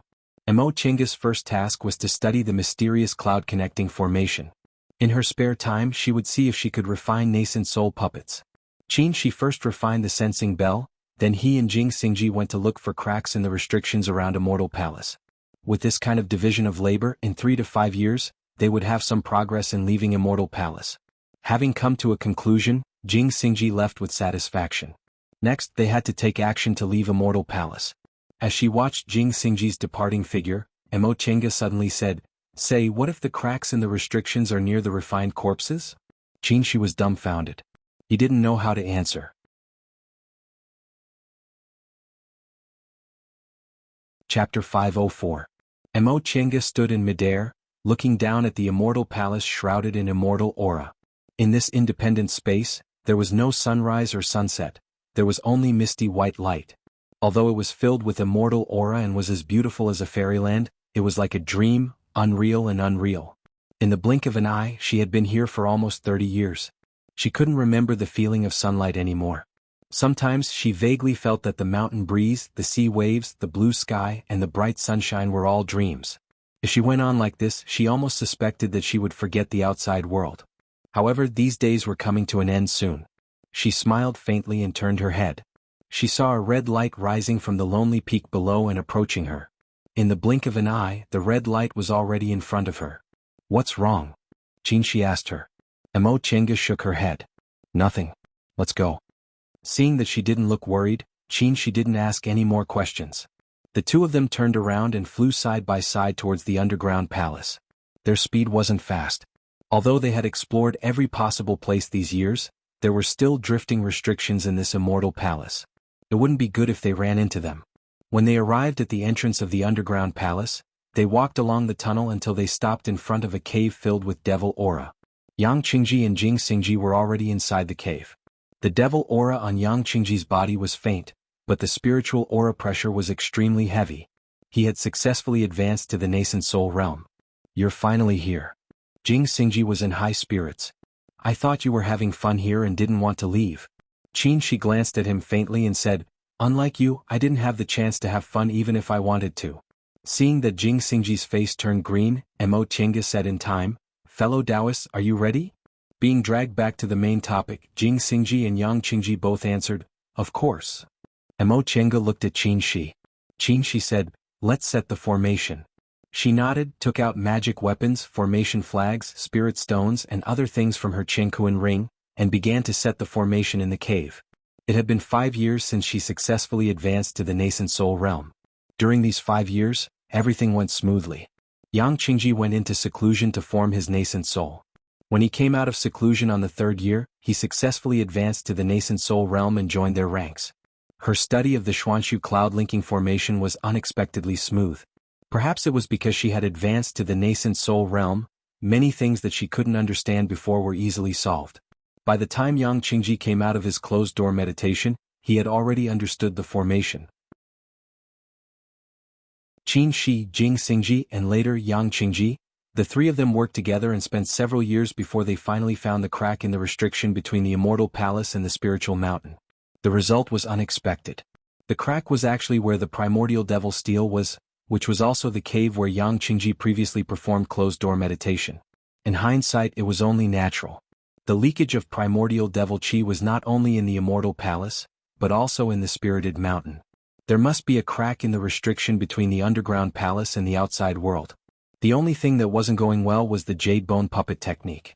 Except for the introductory mechanism book she found in the Qingkuan ring of the deification ancient cultivator, Mo Chenga didn't have any other books related to mechanisms, so she could only explore it by herself. However, since the jade bone puppet technique was a treasure in the storehouse, how could it be so easy to figure out? As for the missing materials, she mobilized her 3 spiritual beasts and Qin Shi's bright bird to search everywhere in the immortal palace before she finally managed to gather them. After countless experiments, she finally made some headway. But the so-called deification realm couldn't be reached. For this reason, they spent a lot of effort to enter the scripture depository and obtain some ancient books before they finally succeeded in making this jade bone puppet. However, this puppet couldn't reach the deification realm. It was only in the nascent soul realm. This was something they couldn't do anything about. No matter how talented he was, he couldn't reach the great master realm in just a few years. Moreover, according to the ancient books they found, mechanisms couldn't be used casually. If the cultivator didn't have enough cultivation level, some refining methods couldn't be used, so it was almost impossible for a nascent soul cultivator to make a puppet in the deification realm. After finding this point, Mo Chenga felt relieved. For now, if they wanted to go out, the nascent soul puppet was enough. As for the deification puppet, it wouldn't be too late to refine it again when her cultivation level and attainments in the art of mechanisms were high enough. Yang Qingji had already put away the primal devil stone tablet. Mo Chenga used spirit stone powder to draw the embryonic form of the entire cloud link formation in the cave. She then ordered the 3 of them to lay the formation together. The cloud link formation this time was much more complicated than the one they came in with. First of all, they didn't have a holy object with the power of the 5 saints sealed inside, so they needed a lot of spiritual aura. Second, Mo Chenga made some changes to the cloud link formation so the passage she created should be much safer than when they came in. However, this also increased the complexity of the formation. As the formation flags fell one after another, a complete star atlas gradually appeared on the ground. Finally, she inserted the high-grade spirit stones one by one. The formation suddenly shone with a white light, and the entire star atlas seemed to have come alive. It was like a real starry sky with twinkling stars and vibrant colors. Compared to the one they came in with before, this one was many times more exquisite. Mo Chenga straightened up and heaved a sigh of relief. The cloud link formation was finally laid. Everyone stand in your positions, she said. Without needing any instructions, the other 3 people each stood in a corner of the star atlas. Mo Chenga placed the jade bone puppet in the last position. This puppet was made from the crystal skeleton of a deification cultivator who cultivated the ice heart jade bone technique, the nephrite holy spirit jade as its skin, and many other rare materials that only appeared in legends. The puppet was lifelike and extremely agile.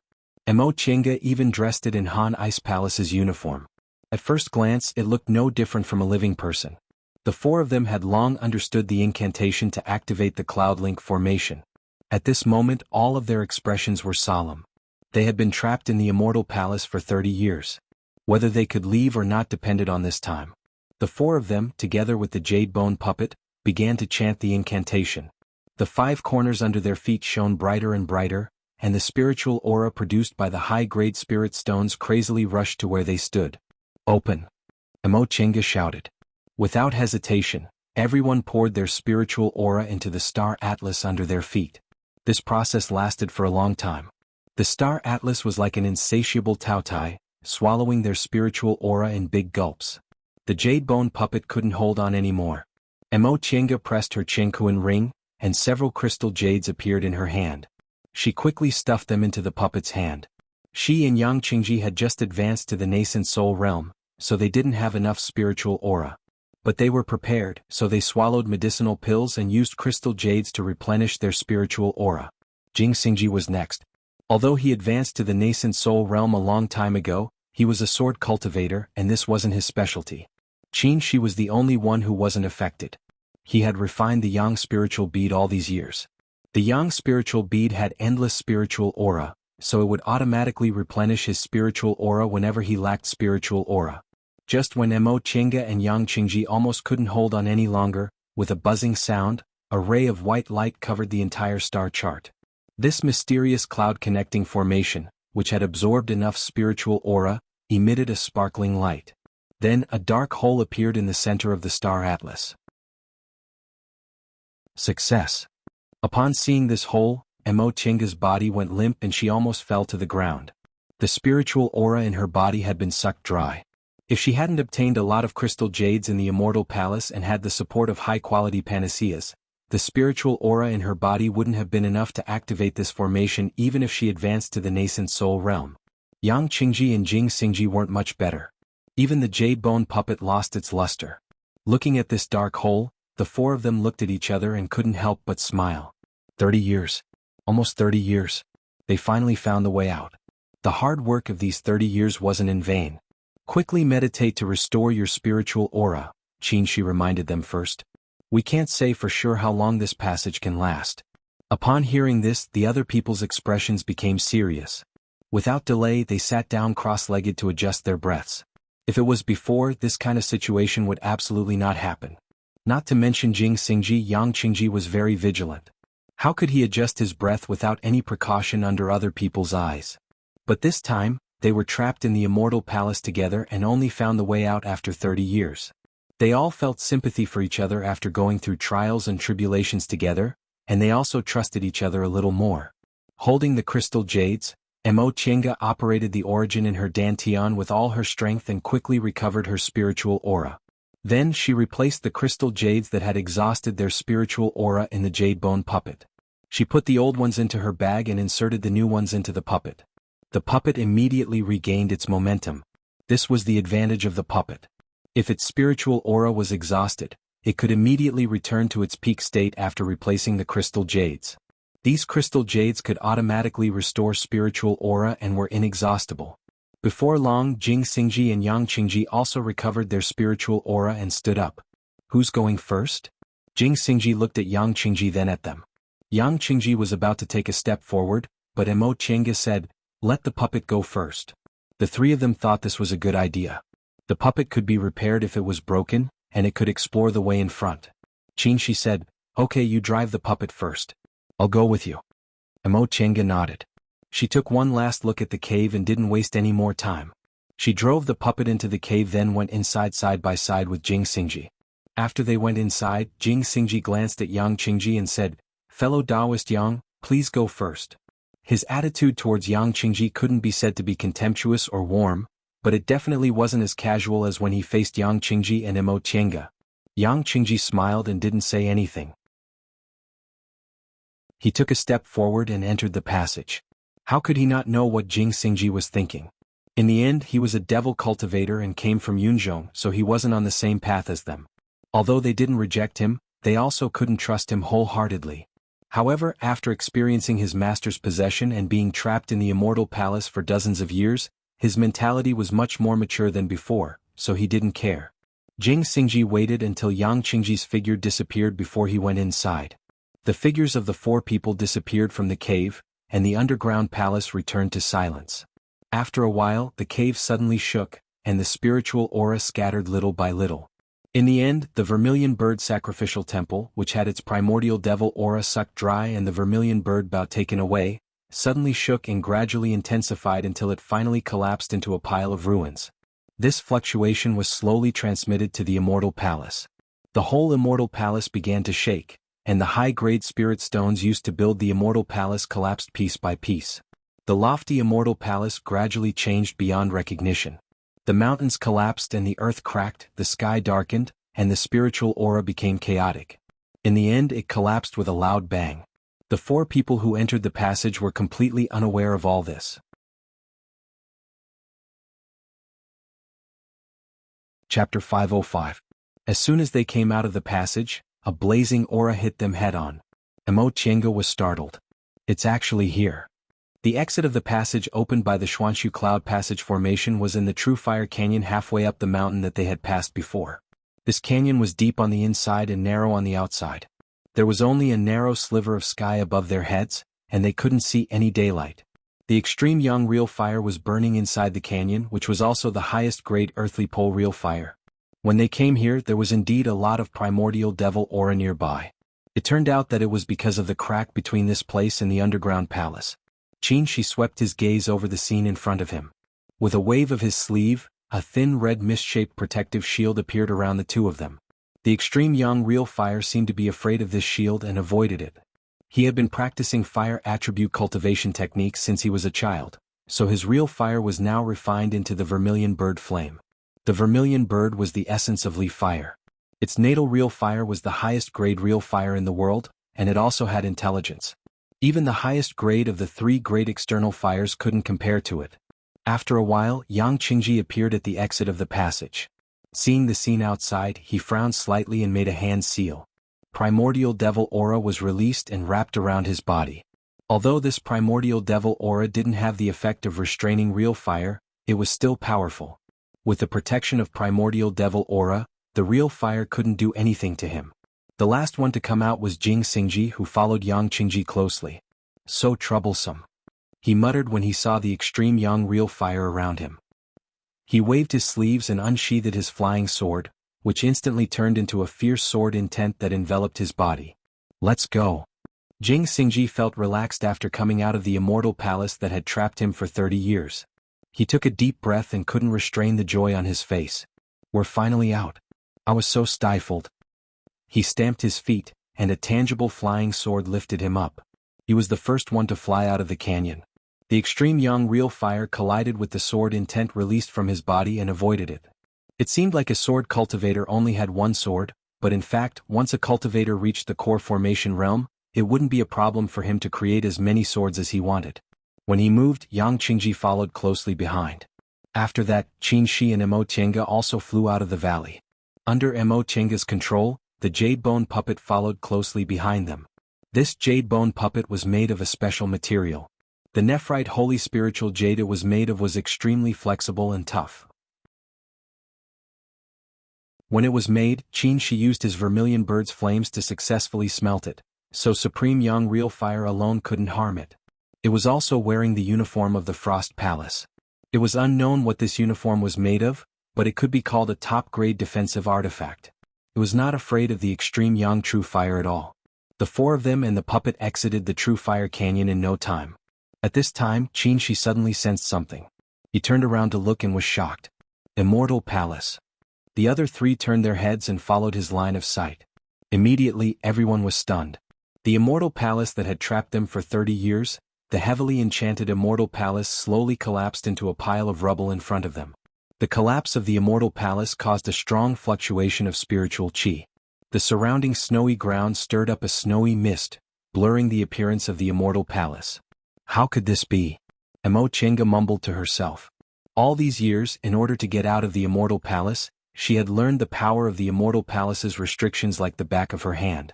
How could it collapse just like that? What kind of power could make the Immortal Palace collapse in an instant? Why didn't it collapse earlier or later, but it collapsed right when they came out? Don't think too much. Qin, she said with a serious expression. The Immortal Palace is destroyed and the restrictions collapse. It will definitely affect the whole space. Let's go. With his reminder, the others seemed to wake up from a dream. Without any hesitation, they turned into rays of light and flew toward the foot of the Spirit Mountain. At the same time, several rays of light also appeared in several hidden corners of the Spirit Mountain and also flew toward the foot of the mountain. There were actually other cultivators in this Spirit Mountain. This thought flashed in Emo Tiange's mind. Then she thought about it and understood what was going on. The passage to the Immortal Palace could only last for 3 days, but the passage to this space was different. It only took 1 hour to enter, but one could leave at any time. Some nascent soul cultivators were stuck in a bottleneck all year round. They felt that this place was full of spiritual qi and rich resources, so they might enter closed-door meditation here. However, they were really bold. At that time, many nascent soul cultivators came in, and this place wasn't their territory. It wasn't easy for them to find a safe place to cultivate, not to mention there were also high-level demonic beasts here. The demonic beasts in this space had extremely strong vitality. When the space was torn open, they didn't die out. The environment here was very suitable for cultivation, and there were no natural enemies like humans. After so many years, it wasn't like there weren't any demonic beasts that advanced to the 9th or 10th rank. If they reached the 10th rank, they would be equivalent to late-stage nascent soul cultivators. As soon as those rays of light appeared, the other 3 people also noticed them. Yang Qingji whispered, "It's been so many years. What kind of people are still here?" Jing Xingji, however, noticed the abnormality. His expression was a bit strange. Besides humans, there are also demonic beasts. Hearing this, the others were all stunned. Emo Tiange spread her divine sense and looked as far as her eyes could see. Sure enough, she could faintly sense spiritual aura fluctuations different from those of human cultivators among the rays of light. Demonic beasts above the 8th rank already had spiritual intelligence. Presumably, after discovering the abnormality in this space, these demonic beasts were also running for their lives. This time the situation was complicated. Human cultivators and demonic beasts were natural enemies. As soon as they saw each other, they wouldn't even need to greet each other. They would definitely try their best to kill each other. Besides, there was only one exit in this space. Even so, the 4 people and 1 puppet still flew with all their might. At the same time, the other rays of light also didn't slow down and rushed madly towards the exit. The first ones they ran into were 2 demonic beasts in the 8th rank and the 9th rank respectively. These 2 demonic beasts had taken human form and had human appearances, but their bodies still retained some demonic beast characteristics.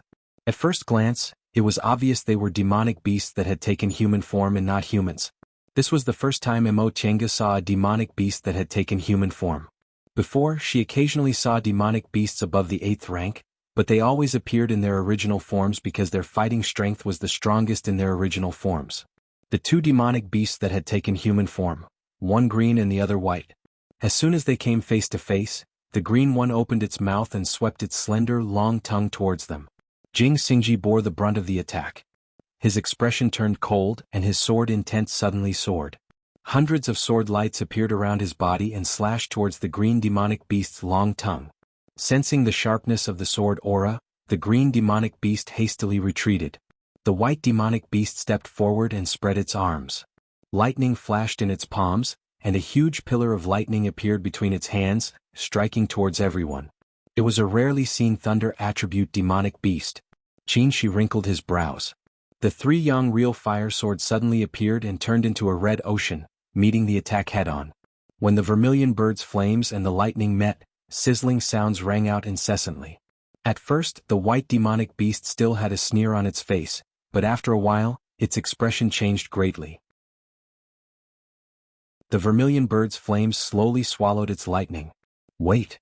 A strange voice rang in their ears. The white demonic beast said, "Who are you?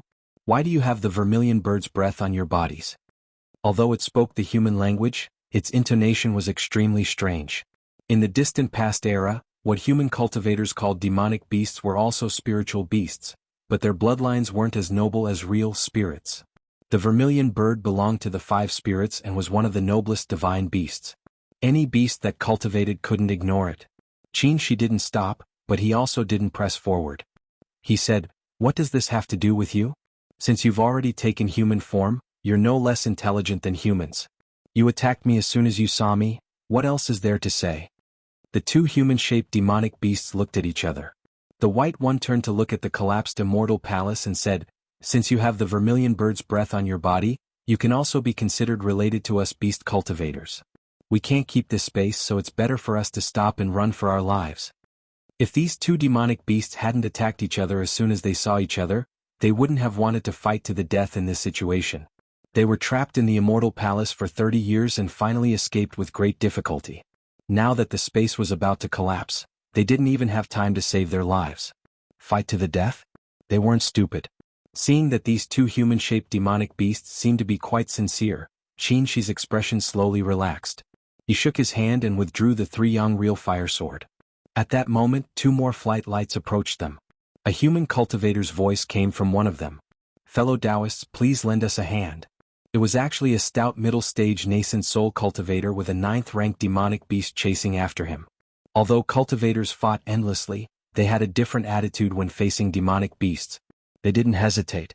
Jing Xingji brandished his sword aura and shot it towards the beast cultivator behind this person. Yang Qingji also flew up and his primordial devil aura suddenly exploded.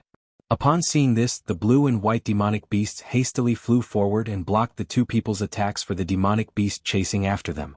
The white demonic beast shouted, "All of you stop." Taking advantage of this obstruction, the stout cultivator landed between Mo Tiange and the others. He hurriedly cupped his hands towards them and said, "Fellow Taoists, thank you for your help." Upon seeing this person, Mo Tiange and Qin's gazes met.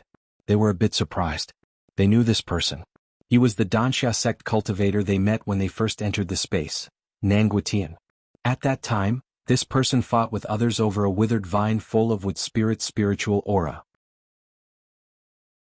After they entered the immortal palace, they never saw him again. They didn't expect he'd actually stayed on Mount Lingshan for so long. The one chasing after Nanguitian was a pitch-black two-winged demonic beast. Upon hearing the white demonic beast shout, it vigilantly looked at the human cultivators who obviously outnumbered them. It also transformed into a dark and thin man and landed. "Old White, what are you doing?" It also spoke the human language with a strange tone. The white demonic beast said, "We've made an agreement with these humans.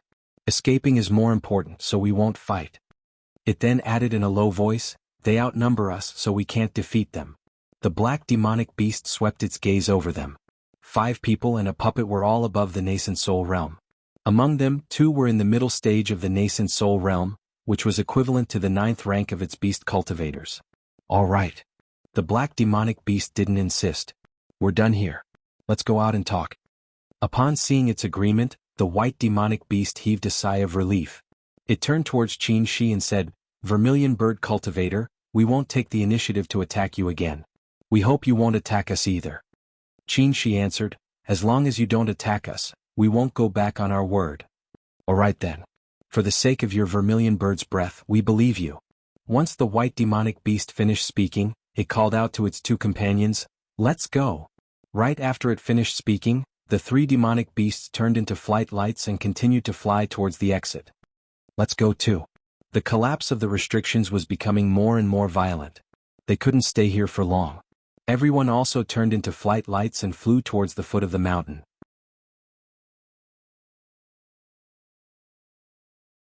Chapter 506. At the exit of the space, the 3 demonic beasts in human form disappeared. The 5 of them followed them without hesitation. With a flash of white light, they left the space. When the white light dissipated, they found themselves standing on the island they came from. Mo Tiange heaved a sigh of relief.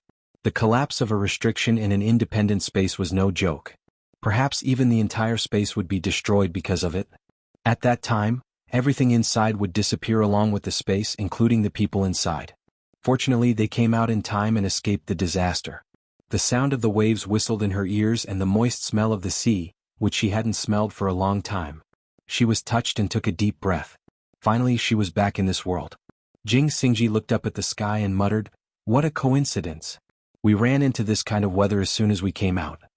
Around the island, the waves were monstrous and the sky was covered in dark clouds. Lightning flashed silently from time to time as if a heavy rain was about to fall. This was the kind of thunderstorm that people living by the sea feared the most. Nanguitian, who came out with them, looked at the sky and muttered, "This is bad. The wind and waves in the returning ruined sea are much more terrifying than in other places." Mo Chenga turned around and asked, "This, fellow Taoist Nan, may I know what's terrifying about the wind and waves in the returning ruined sea?" Nanguitian looked at her with amazement in his eyes. "So it's, fellow Taoist Mo. Back then, everyone said you and your wife died in the immortal palace. I didn't expect fellow Taoist Mo to have other fated chances and form her nascent soul. Congratulations. They didn't leave the immortal palace before the passage disappeared, so the others naturally thought they died inside." Mo Chinga smiled and said, "Fellow Taoist Nan, you're too polite. You're the one who's really surprising. You actually didn't come out after so many years." Nanguitian sighed and said, "There's nothing I can do about it." After sighing, he explained with a smile, "Fellow Taoist Mo isn't from Yunzhong, so you probably don't know much about the returning ruined sea. The returning ruined sea is different from the eastern sea and the northern sea. In the other seas, if you don't go deep into the sea, you won't encounter any danger. But in the returning ruined sea, there are high-level sea beasts everywhere. If there's a storm, the gales and waves are extremely powerful. Even cultivators can easily die if they don't have enough cultivation." "Really?" Mo Chinga looked up and saw several flashes of lightning flashing in the sky. Although there was no sound of thunder, it seemed like a storm was coming. "The returning ruined sea might be dangerous, but we're all nascent soul cultivators, so there's no need to be nervous." Yang Qingji said, "Moreover, this place isn't very far from One Leaf Island. If we fly at full speed, we'll arrive in half a day. One Leaf Island has a defensive array formation. A mere storm is nothing." This, fellow Taoists' words make sense. A look of surprise appeared on Nanguitian's face when he saw Yang Qingji, but a smile soon appeared on his face. "What do you guys plan to do? Should I hide here, or should I return to One Leaf Island now? What are your plans, fellow Taoist Nan?" Nanguitian glanced at the three shapeshifted demon beasts that had come out earlier than them. They seemed to be hesitating about where to go and would occasionally look at them warily. The three of them had lived in the torn space for who knew how many years. They probably knew nothing about the outside world and didn't know what to do. "In my opinion, it's better for us to move together," Nanguitian said. Everyone understood what he meant. There were demon cultivators nearby. If they split up, who knew if those demon cultivators would attack them? Demon cultivators and human cultivators were natural enemies. Before they could make up their minds, they suddenly heard a sudden clap of thunder. A bolt of lightning struck the sea not far away from them, creating huge waves that were more than 100 feet tall. This clap of thunder was like a signal. Immediately after, lightning struck down one after another, landing on the surface of the sea around the small island. What a strong thunder element aura. Jing Xingji's expression changed slightly. No wonder low-level cultivators call the returning ruined sea the Sea of No Return. This kind of power isn't inferior to the thunder element spells of us nascent soul cultivators. Yang Qingji frowned and said in a low voice, "Strange." Upon seeing his strange expression, Mo Chinga asked, "What's strange about fellow Taoist Yang?" The one who answered was Nanguitian. His expression was the same as Yang Qingji's. He was a bit puzzled. Although the wind and waves in the returning ruined sea are terrifying, such powerful thunder and lightning are rarely seen. Moreover, they're so frequent. Before they could get an answer, the three shape-shifting demon cultivators nearby suddenly separated. No one knew what they were going to do. Although they didn't attack, everyone had been secretly watching them. As soon as they saw something was wrong, they immediately took out their magic weapons. In the next moment, however, they heard the white demonic beast shout, "Heavenly Tribulation!" Heavenly Tribulation? He rolled up his sleeves and released the vermilion bird protective barrier. He said, "It's the heavenly tribulation of the demonic beast shape-shifting." Previously, the space was independent, so heaven and earth couldn't sense them when they shape-shifted. Now, as soon as they left the space, the heavenly tribulation came. His explanation was simple, but everyone present was a nascent soul cultivator, so they understood after a bit of thinking. Demonic beasts could gain spiritual intelligence after advancing to the 8th rank and could also shapeshift into humans. Before shapeshifting, demonic beasts were just demonic beasts, but after shapeshifting they could be called demon cultivators. Whether it was in terms of intelligence or strength, demonic beasts were inferior to human cultivators. However, once they became demon cultivators, they would have enough intelligence to use magic weapons. Coupled with their tough bodies, they could stand shoulder to shoulder with human cultivators. Shapeshifting was very important to demonic beasts. Transforming from a beast to a human was considered a heaven-defying act. Therefore, heaven and earth would send down heavenly tribulation when it sensed demonic beasts shapeshifting. Only by going through heavenly tribulation could they successfully shapeshift and become demon cultivators. These 3 demonic beasts could be considered lucky. They had been inside the torn space, so heaven and earth couldn't sense them. Naturally, there was no heavenly tribulation and they shapeshifted smoothly. This was the same principle as when Mo Chenga and Yang Qingji formed their nascent souls without any celestial phenomena. Now that they came out, heaven and earth sensed them and sent down heavenly tribulation. Everyone's expression changed. Heavenly tribulation. Although they hadn't experienced heavenly tribulation before, they weren't low-level cultivators who hadn't experienced it. They knew how terrifying heavenly tribulation was. Moreover, there were 3 shape-shifting demonic beasts here. Didn't that mean there would be 3 heavenly tribulations? Let's go. Nanguitian was the first to shout. He threw out a jade crane which materialized and carried him into the distance. Once he moved, Mo Chenga and the others followed him without hesitation. Heavenly tribulation didn't recognize people. If they stayed within its range, it would strike them as well. The sound of thunder grew louder and louder. Lightning continuously tore through the dark sky. Dark clouds covered the sky, and piercingly cold gales blew in the surroundings. The waves rose higher and higher, and the sea revealed its ferocious claws. Boom! Another bolt of lightning struck and exploded not far away from them.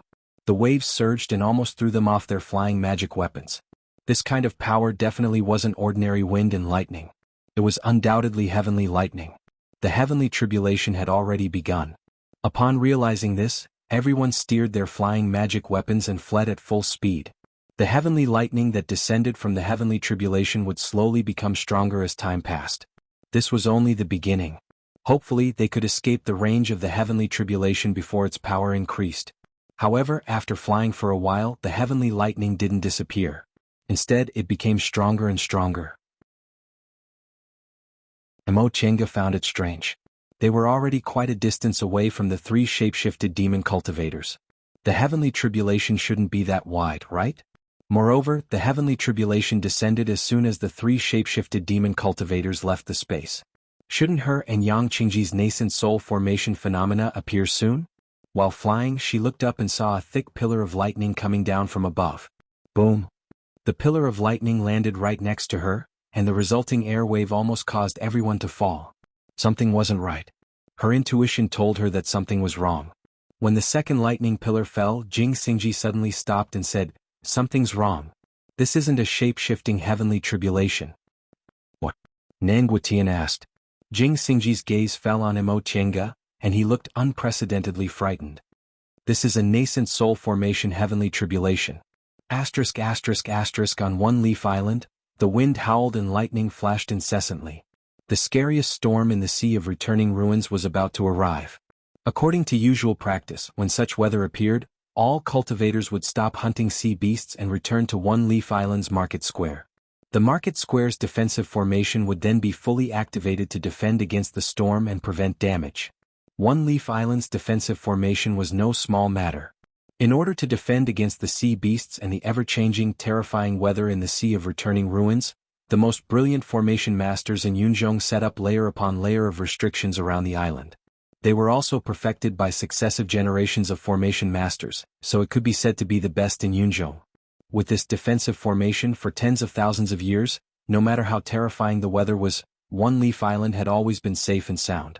Therefore, even though the storm was terrifying, the cultivators who had already returned to One Leaf Island were very relaxed. They took advantage of this rare opportunity to trade with each other or gather in tea houses to exchange gossip. At that moment, several flight lights flew into the air and stopped below the defensive barrier. The cultivators who noticed this were extremely surprised. It should be known that places like markets had restrictions that prohibited flying, and only high-level cultivators could break through such restrictions. One Leaf Island's restrictions were of the highest level in Yunzhong. Only nascent soul cultivators could not be restricted by the restrictions when the formation was fully activated. The scene in front of them was clearly a gathering of several nascent soul cultivators in the air. Did something happen? Daoist Rui, what's going on? The fat cultivator who had just flown up bowed to the crowd and asked the young Taoist priest who was the closest to him. This young Taoist priest at the mid-nascent soul stage was Taoist Ru Yi, who had the highest cultivation level in Five Elements Valley. He frowned slightly and stared at one place, then shook his head gently. I don't know yet. After a pause, he said, it's not normal for so many lightning bolts to suddenly appear. Yes, with such power, even we nascent soul cultivators would find it difficult to escape unscathed, right? Someone else followed up. Several nascent soul cultivators looked at the flashing lightning bolts where the sea and the sky met, frowning deeply. They all knew that this was unusual, but the wind and lightning looked extraordinarily powerful. If they went out to investigate, it would be a little risky. It's actually a heavenly tribulation. Interesting. While everyone was silent, a voice suddenly came from behind. They turned to look and saw a skinny old man standing behind them with a smile. Seeing this person, everyone was shocked. So it's Taoist Ma. Taoist Ru Yi hurriedly bowed. This old man wore a wrinkled dark blue Taoist robe, carried a gourd on his back and held a whip in his hand. He was the late nascent soul itinerant cultivator, Old Donkey Ma. However, probably because he was in the market, he did not have his donkey with him. Old Donkey Ma smiled until his wrinkles overlapped. He bowed to the crowd in return. After the greetings, Taoist Ru Yi asked impatiently, Taoist Ma, you said that this is a heavenly tribulation? That's right. In the past, I was fortunate enough to encounter a transformed demonic beast in the depths of Return Ruin Sea and witnessed a heavenly tribulation. This is a transformation heavenly tribulation? A cultivator was extremely shocked. There's actually a demonic beast that transforms so close to One Leaf Island? Isn't it afraid of us human cultivators? Old Donkey Ma stroked his sparse beard and flew to the front of the crowd. He looked at the increasingly dense heavenly tribulation in the distance, and his expression slowly became extremely shocked. There's actually more than one heavenly tribulation. What? Old Donkey Ma did not answer. He looked at the turbulent sea surface and slowly smiled in surprise. 1, 2, 3, 4. Oh, there's also that side, it can be considered half. This is really interesting. When did heavenly tribulations become so cheap? There are actually 4 half-heaven tribulations gathered together.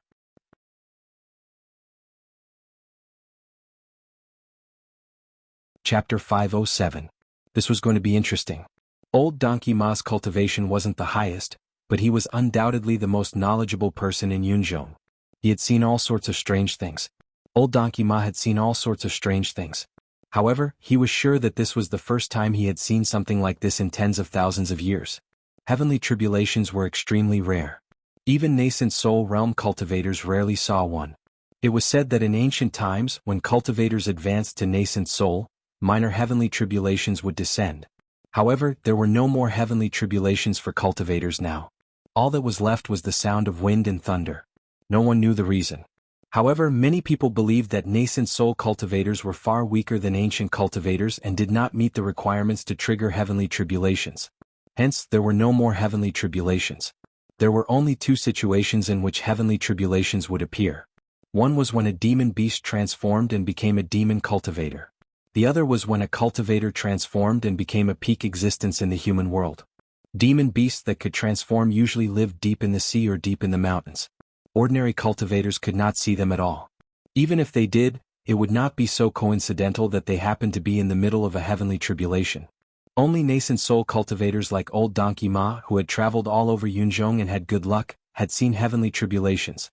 Good luck was because although heavenly tribulations were terrifying, demon beasts that had just gone through heavenly tribulations were very weak. It was a good time to take advantage of them.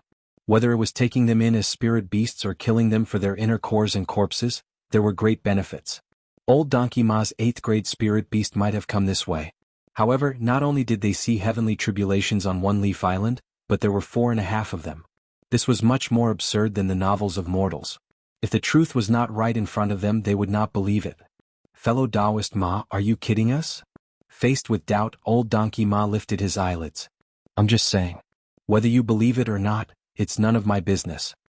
His attitude of believe it or not made it hard for the others to say anything else. Only Taoist Ru Yi asked seriously, fellow Taoist Ma, for heavenly tribulations is fine. What's with half of them? This old man also doesn't know. Old Donkey Ma was also puzzled. He raised his whip and pointed at 4 spots on the surface of the sea. Daoist Rui, please take a look. These 4 lightning pillars are very thick, and their might can be imagined. They must be the center of the heavenly tribulation. However, the lightning pillars on this side are slightly weaker than the other 4, but they are much stronger than the heavenly thunder at the periphery. That's why this old man said that these are 4 half-heavenly tribulations. Everyone took a closer look and found that it was indeed so. Someone immediately thought, fellow Taoists, no matter what's going on, there must be a demonic beast undergoing the form transformation tribulation. Isn't this a good opportunity for us? That's right. The others were tempted to make a move. Nascent soul cultivators like them were not like low-grade cultivators who could afford medicinal pills and top-grade treasures as long as they had money. In the nascent soul realm, treasures of heaven and earth were all helpful to cultivation. In the current world, treasures of heaven and earth were very rare. Not to mention whether they still existed. Even if they did, the nascent soul cultivators who found them would keep them for themselves. Very few would trade them. But now, there were actually several demonic beasts undergoing heavenly tribulations in the vicinity of One Leaf Island. If they succeeded, they would become 8th-grade demonic beasts. The inner cores of 8th-grade demonic beasts could be used to refine medicinal pills for nascent soul cultivators, and their corpses could be used to refine top-grade Dharma treasures. It was very difficult for them to find an 8th-grade demonic beast on a normal day. Although old Donkey Ma wore a smile on his face, his tone was somewhat disapproving. He said slowly, fellow Taoists, don't think too simply.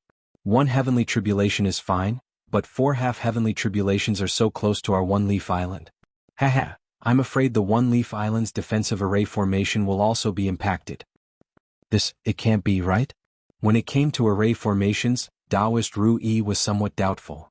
Fellow Taoist Ma, the array formations and restrictions of One Leaf Island have been continuously perfected and repaired by generations of array formation masters. They are not inferior to the mountain guarding arrays of large sections. There have been no accidents in the past tens of thousands of years. In these tens of thousands of years, has there ever been a situation where 4 half-heavenly tribulations appeared at the same time? Old Donkey Ma said slowly, his tone becoming more and more solemn. This heavenly tribulation has only just begun. As time passes, its range will become wider and its power will also increase. Whether One Leaf Island will be able to survive is hard to say. On One Leaf Island, the nascent soul cultivators discussed one after another, guessing the truth of the matter. Meanwhile, on the sea near the island, countless heavenly thunder turned the surrounding sea into a battlefield of azuras. Dark clouds surged in the sky, lightning flashed incessantly, and piercingly cold astral winds howled. Thick lightning pillars fell from the sky incessantly, and the rumbling sounds did not stop. The sea beasts living nearby were in deep trouble. Under such heavenly thunder, there was no possibility of them surviving at all. For a time, countless sea beast carcasses floated to the surface of the sea, and their blood dyed the seawater red. Nanguitian made a hand seal in a sorry state. Braving the astral winds and heavenly thunder, he once again took out his defensive Dharma treasure. He regretted it so much that his intestines turned green. 30 years ago he saw that the dawning pill sect was declining day by day. He had been stuck at the mid-stage nascent soul formation realm for several hundred years without being able to make a breakthrough, and he could not find any outstanding talents in the sect. In desperation, he hid in a secret place in the returning ruined sea and went into seclusion, hoping to use the rich spirit chi and rich resources of the primordial land to break through to the late-stage nascent soul stage in one go and restore the dawning pill sect to its former glory. Over the past 30 years he had taken great risks. He had to be wary of cultivators who had the same idea as him, and he also had to be wary of the high-level demon beasts that lived in the space. He had been on tenterhooks and every step he took was difficult. Fortunately, his efforts had paid off. The bottleneck that he had been stuck at for a long time finally showed signs of loosening. At this critical moment, the immortal palace suddenly collapsed. Seeing that the space was about to be destroyed, he had no choice but to leave the space and escape. The shape-shifting demon cultivator that had been chasing after him had been watching him for a long time. However, he had been cautious and had set up layers of restrictions in his temporary cave abode, so the demon cultivator could not do anything to him. When the immortal palace collapsed, the demon cultivator had wanted to kill him in one fell swoop so that it could obtain his nascent soul to aid its own cultivation. Nanguitian knew that there were still a few demon cultivators in the space, so he could not afford to get entangled with them. Thus, he immediately asked for help when he saw that there were others in the space. No matter who they were, as long as they were human cultivators, they could negotiate.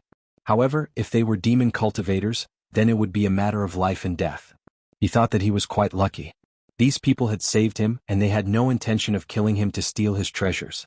However, he regretted it now. What did they mean by quite lucky? He was extremely unlucky to have anything to do with these people. Forget about the shape-shifting demon cultivators. After all, demon beasts had to undergo shape-shifting heavenly tribulations to take human forms. However, what was going on with them now? That girl who had been lucky enough to obtain Fu Yaozi's inheritance actually had a nascent soul heavenly tribulation. The nascent soul heavenly tribulation was something that no one had ever heard of in the past hundreds of thousands of years.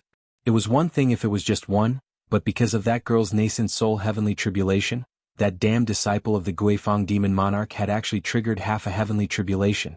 If he had stayed out of this matter, he would definitely have tried to rope them in after the heavenly tribulation.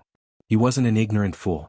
He knew what a nascent soul heavenly tribulation, which hadn't appeared in hundreds of thousands of years, represented. If a cultivator could safely pass the heavenly tribulation, they would definitely possess great potential. However, he was also trapped in the heavenly tribulation and was facing the heavenly lightning.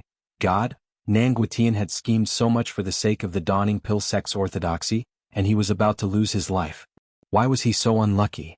However, it was too late for him to run now. The heavenly tribulation had already descended, and he was in the middle of it. Even if he turned around and ran, he wasn't confident that he could escape unscathed from so many heavenly lightning bolts. Therefore he could only go all out. If he was lucky, he might be able to keep his life. However, aside from fellow Daoist Qin, these people were all in the early stage of the nascent soul realm. 2 of them had just advanced to the nascent soul realm, so it wouldn't be good for them to face the heavenly tribulation head-on. With that thought in mind, Nanguitian turned around and discovered that things were out of his expectations. Mo Chenga was fighting against the heavenly tribulation. Magic weapons such as the art of primordial singular energy, the white silk handkerchief, the heaven and earth fan, and the 8 trigrams of Tai Chi were all out. She also used a rare defensive talisman for the nascent soul realm. Moreover, the clothes she was wearing also seemed to be some kind of treasure. Sometimes, when the heavenly lightning that was slightly weaker struck her, she would be able to withstand it. Back then, she obtained a white robe from an ancient deification cultivator. It was still intact after hundreds of thousands of years, so it was obviously a top-grade defensive magic weapon. She had already undergone the vermilion bird's body tempering, so he didn't need this robe, so he refined it again and gave it to her for protection. Next to her, a cultivator with fluttering white sleeves stepped forward from time to time to block some of the heavenly lightning for her. He was wearing the uniform of the great ancient cultivation group in the independent space, so his defense was incomparably strong. At first, Nanguitian thought this was a cultivator who didn't want to reveal his identity. Later on, he discovered that although this person was nimble and strong, he didn't have the slightest human aura. He wasn't a human but a puppet. An early-stage nascent soul puppet. Nanguitian knew this must be a fated chance she obtained from the immortal palace. He almost couldn't control his jealousy. How could this girl be so lucky? She was imprisoned in the immortal palace, but not only did she form her nascent soul, she came out smoothly, and she even obtained such a treasure. On the other side, Yang Qingji was releasing his primordial devil aura to fight against the heavenly lightning. When he noticed some of the heavenly lightning was rushing towards him, he was extremely shocked. He didn't understand how he triggered the heavenly tribulation. Soon after, Jing Xingji analyzed the situation. When he came out of the independent space, he should have triggered the nascent soul celestial phenomenon, but Mo Chenga triggered the heavenly tribulation instead. Compared to the nascent soul celestial phenomenon, the heavenly tribulation was a level higher. Since he was in the middle of the heavenly tribulation, he was also sensed. As a result, the nascent soul celestial phenomenon was upgraded and turned into a heavenly tribulation. However, because he was only implicated, the power of the heavenly tribulation was greatly reduced, so it could only be considered half a heavenly tribulation. Since it was only half a heavenly tribulation, it was much easier for him to deal with it. After all, he cultivated the primordial devil art. Moreover, he also absorbed all the primordial devil aura in the immortal palace, so his body was full of devil aura. Even if it was lightning magic, which devil cultivators were most afraid of, he wouldn't be unable to withstand it. As for Jing Xingji and Qin Shi, although it wasn't easy for them, they weren't in a very difficult situation either. This made Nanguitian feel baffled. How could these people be so strong? As the head Grand Supreme Elder of one of the 5 great Dao cultivation groups in Yunzhong, When did his vision become so narrow?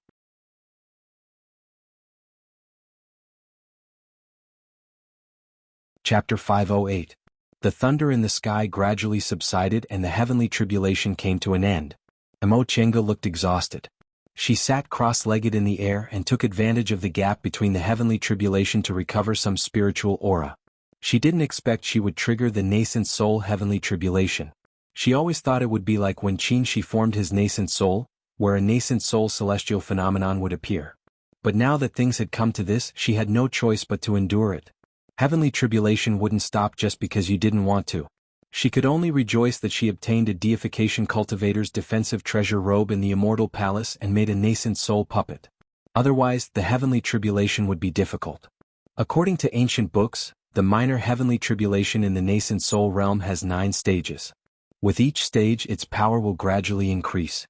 If you pass the heavenly tribulation, the power of the heavenly thunder will remold your body and advance your cultivation level. If you can't, you'll be turned into ashes. Tenga, you have to hold on. Qinshi's voice entered her ears. She opened her eyes and looked at him.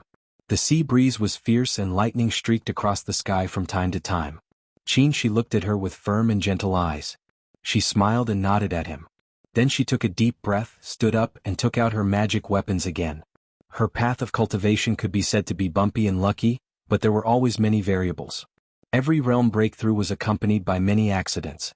When she was building her foundation, not only did the celestial phenomenon appear, but it also lasted for more than a year. When she was forming her gold core, her fellow disciples at Shenqing School almost thought she was forming her nascent soul. Now that she was forming her nascent soul, she actually triggered the nascent soul heavenly tribulation that didn't exist anymore. She didn't know why this happened, but it was most likely related to her physique and cultivation technique. She didn't know whether this was bad luck or good luck. Maybe, after experiencing more trials, she would go further than others. Boom! With a loud noise, the 4th stage of the heavenly tribulation was about to come.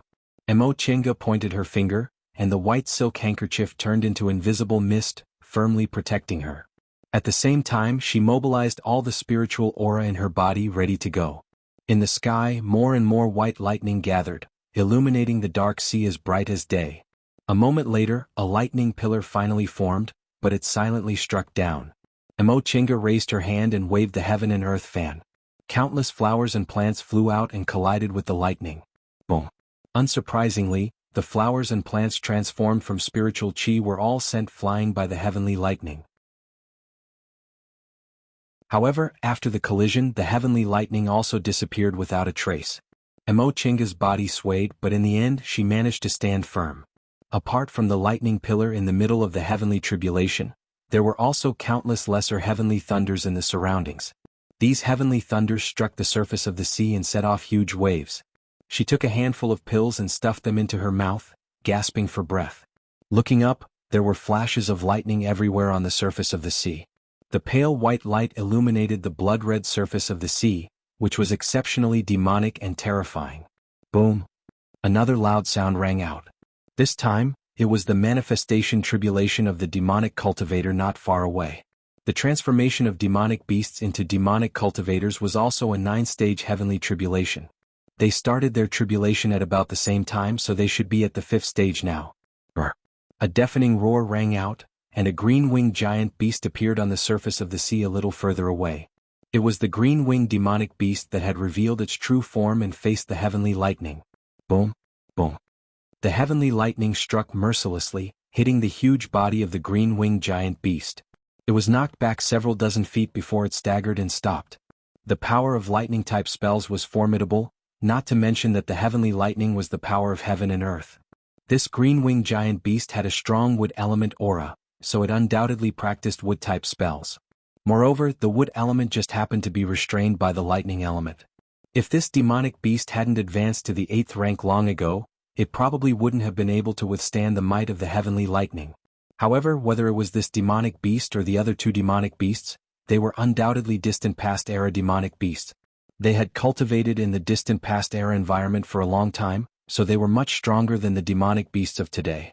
Presumably, they had a higher chance of surviving the heavenly tribulation of transformation. Emochenga swept a cursory glance over them. She didn't worry about these demonic beasts. She still had to pass her own heavenly tribulation, so why should she worry about others? Moreover, her situation was even worse than these demonic beasts. She had just advanced to the next realm, so her magic weapon hadn't been refined yet. She also didn't have a strong body like these demonic beasts, so she had no idea whether she could survive the 9th stage of the heavenly tribulation. After a while, the 5th stage of the heavenly tribulation also arrived. The heavenly lightning struck her body with great power. She felt her brain go numb and a stream of blood rushed up her throat. She struggled to hold on, suppressing her restless spiritual aura. When the heavenly lightning dissipated, she helped her up. Hold on 2 more times. I'll take action during the last 2 times. Chenga swallowed a handful of medicinal pills. Right now, she almost treated medicinal pills like sugar pills, eating them like they cost nothing. When her breathing stabilized, she asked, "What about you?" She was right next to her. When the heavenly lightning struck, he was also within the range of the heavenly tribulation, so he also had to defend himself. "I know what I'm doing," he said. Chenga nodded, believing him without a doubt. Then came the 6th stage of the heavenly tribulation. Rumble. This time the thunder was even louder. The heavenly lightning was twice as thick as before, and it struck down. Chenga didn't know whether she could withstand it or not, but the heavenly tribulation couldn't be avoided. It wouldn't count unless it hit the person who was going through the tribulation. She turned her wrist, unfolding the heaven and earth fan. She poured all her spiritual aura into it, and with a crane cry, a red-crowned crane flew out of the fan to meet the heavenly lightning. The heavenly lightning hit the red-crowned crane. Without much effort, the crane turned into spiritual aura and disappeared. Soon after, it hit Chenga squarely. The mist formed by the white silk handkerchief was hit by the heavenly lightning and almost dissipated. As for Chenga, she was hit by the powerful force and lost her balance in the air. She fell several hundred feet before she staggered and regained her balance. When she saw the half-broken white silk handkerchief, her expression changed slightly. This magic weapon she obtained from Zhong Muling had been refined by her since she was in the foundation-building realm. Its defense was very strong and it had never failed. But today it was actually pierced through. The 6th wave of the heavenly tribulation was already this powerful. What about the 7th wave? She wiped the blood from the corner of her mouth and looked up at the sky. The tribulation clouds were gathering again. The next wave would be the 7th wave of the heavenly tribulation. She swallowed medicinal pills again, seizing the time to recover a bit of spiritual aura. She didn't have any powerful defensive magic weapons in her hands except for the white robe she was wearing. If it didn't work, she could only forcibly endure it. Presumably, this defensive magic weapon she obtained from an ancient deification cultivator should be able to save her life, right? Rumble. The heavenly lightning appeared again. This time, its color was a bit deeper than before and carried a hint of gold. Chenga took a deep breath and manipulated the jade bone puppet to meet it. Crack. The heavenly lightning struck the jade bone puppet, causing its body to emit light smoke. Its spiritual aura protective cover was instantly destroyed, and its nascent soul momentum instantly dissipated. Fortunately, the puppet's frame was the crystal skeleton of an ancient deification cultivator.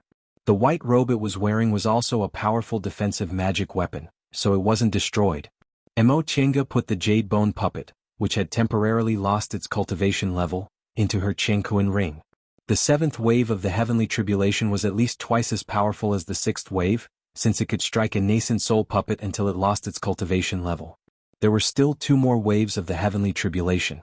After dispersing the small heavenly lightning next to him, she forced out several drops of blood essence and wiped the 3 young real fire sword. The sword immediately shone with a dazzling red light. Senior Martial Brother?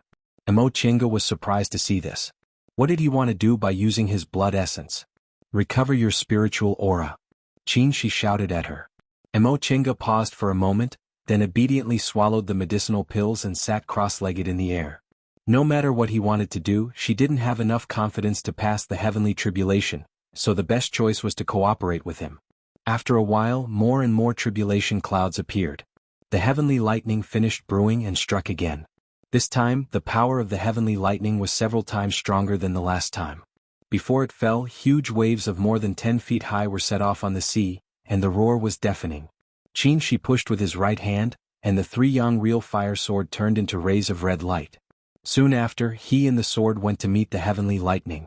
Before, he didn't make a move and let Mo Chenga face the heavenly tribulation alone for two reasons.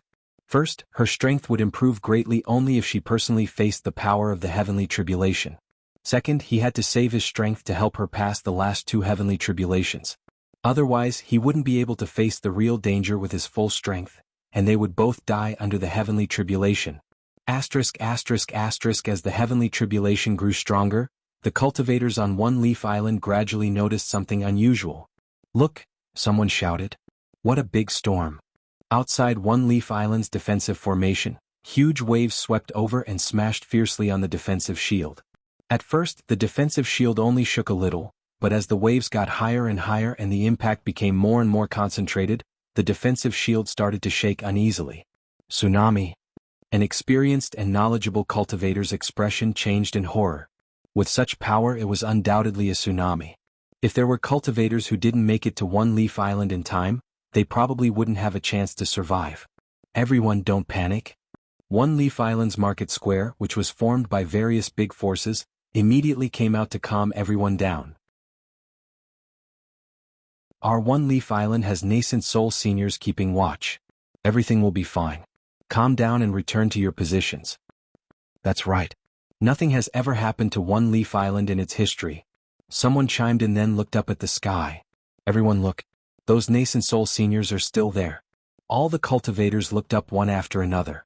When they saw several nascent soul cultivators still standing under the protective shield in the sky, they finally calmed down a little and went back to their shops or tea houses to sit down. Even if the sky collapsed, these nascent soul seniors would be there to support it. That was what they thought. At that moment, however, these nascent soul seniors weren't as relaxed as they thought. The power of the heavenly tribulation is actually this strong. Taoist Rui muttered to himself. Someone said, "What's Taoist Rui afraid of? Could it be that the restrictions on One Leaf Island can't hold on? That shouldn't be the case, right? The way I see it, the heavenly tribulation is almost over. It's time for us to go out and take a look." Taoist Rui glanced at that person and scoffed. "Fellow Taoist Song, you're being too naive. The further it goes, the more powerful the heavenly tribulation will be. If it's just one heavenly tribulation with One Leaf Island's restrictions, it shouldn't be a problem, but 4 half-heavenly tribulations. I can't guarantee that One Leaf Island will be unscathed." 5 Elements Valley was founded on formations. Taoist Rui was the cultivator with the highest cultivation base in 5 Elements Valley, as well as the most outstanding formation master in the world. No one dared to disregard his words. That can't be right. One Leaf Island's restrictions really can't hold on? The cultivator from before asked anxiously. Taoist Rui's expression softened. It's only a possibility. As for how powerful the heavenly tribulation was, it was just a guess. He couldn't say for sure either. When Taoist Rui saw old Donkey Ma looking into the distance without saying anything, he couldn't help but ask, "Fellow Taoist Ma, what do you think?" After a while, old Donkey Ma finally shook his head lightly. He looked at the lightning flickering on the surface of the sea and said, "It's not easy to pick up this bargain."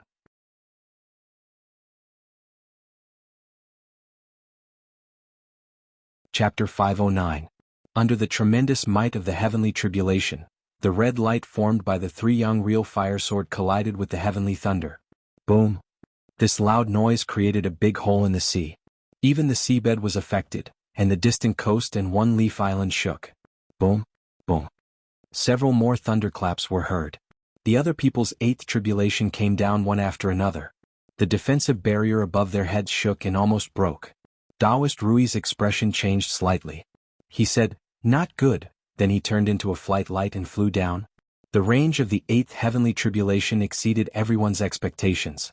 One Leaf Island's restrictions showed faint signs of collapsing.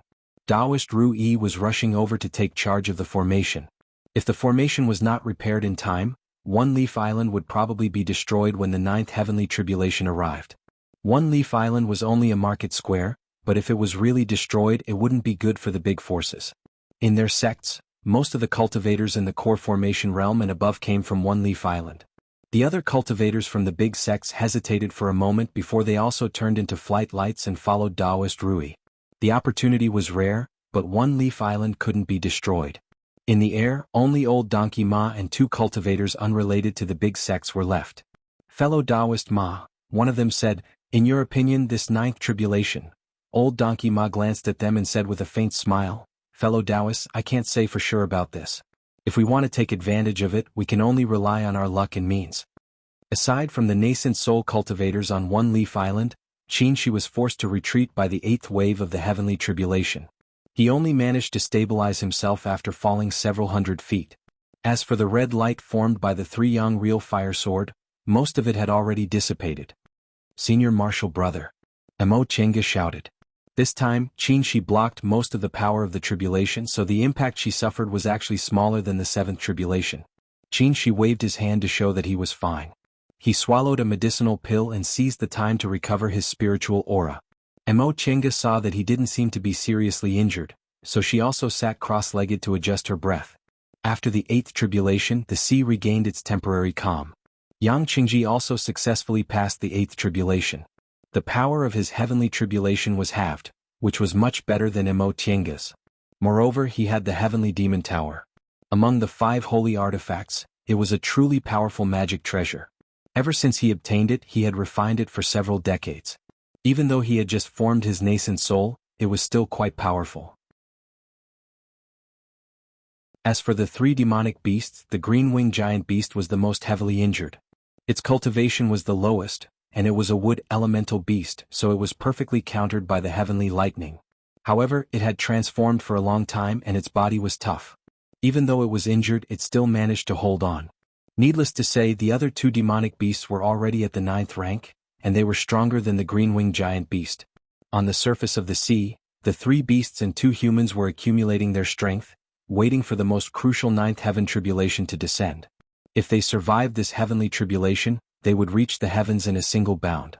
When the demonic beasts officially became beast cultivators, their already strong bodies would be strengthened further, and their abilities would also go up a level. Mo Chenga and Yang Qingji's strength would also increase greatly, and their future prospects would be bright. In the sky, the faint sound of thunder could be heard. The tribulation clouds continued to gather, but the heavenly thunder did not descend. Jing Xingji looked at the sky worriedly. This wasn't a good sign. The longer the tribulation clouds gathered, the more powerful the upcoming heavenly tribulation would be.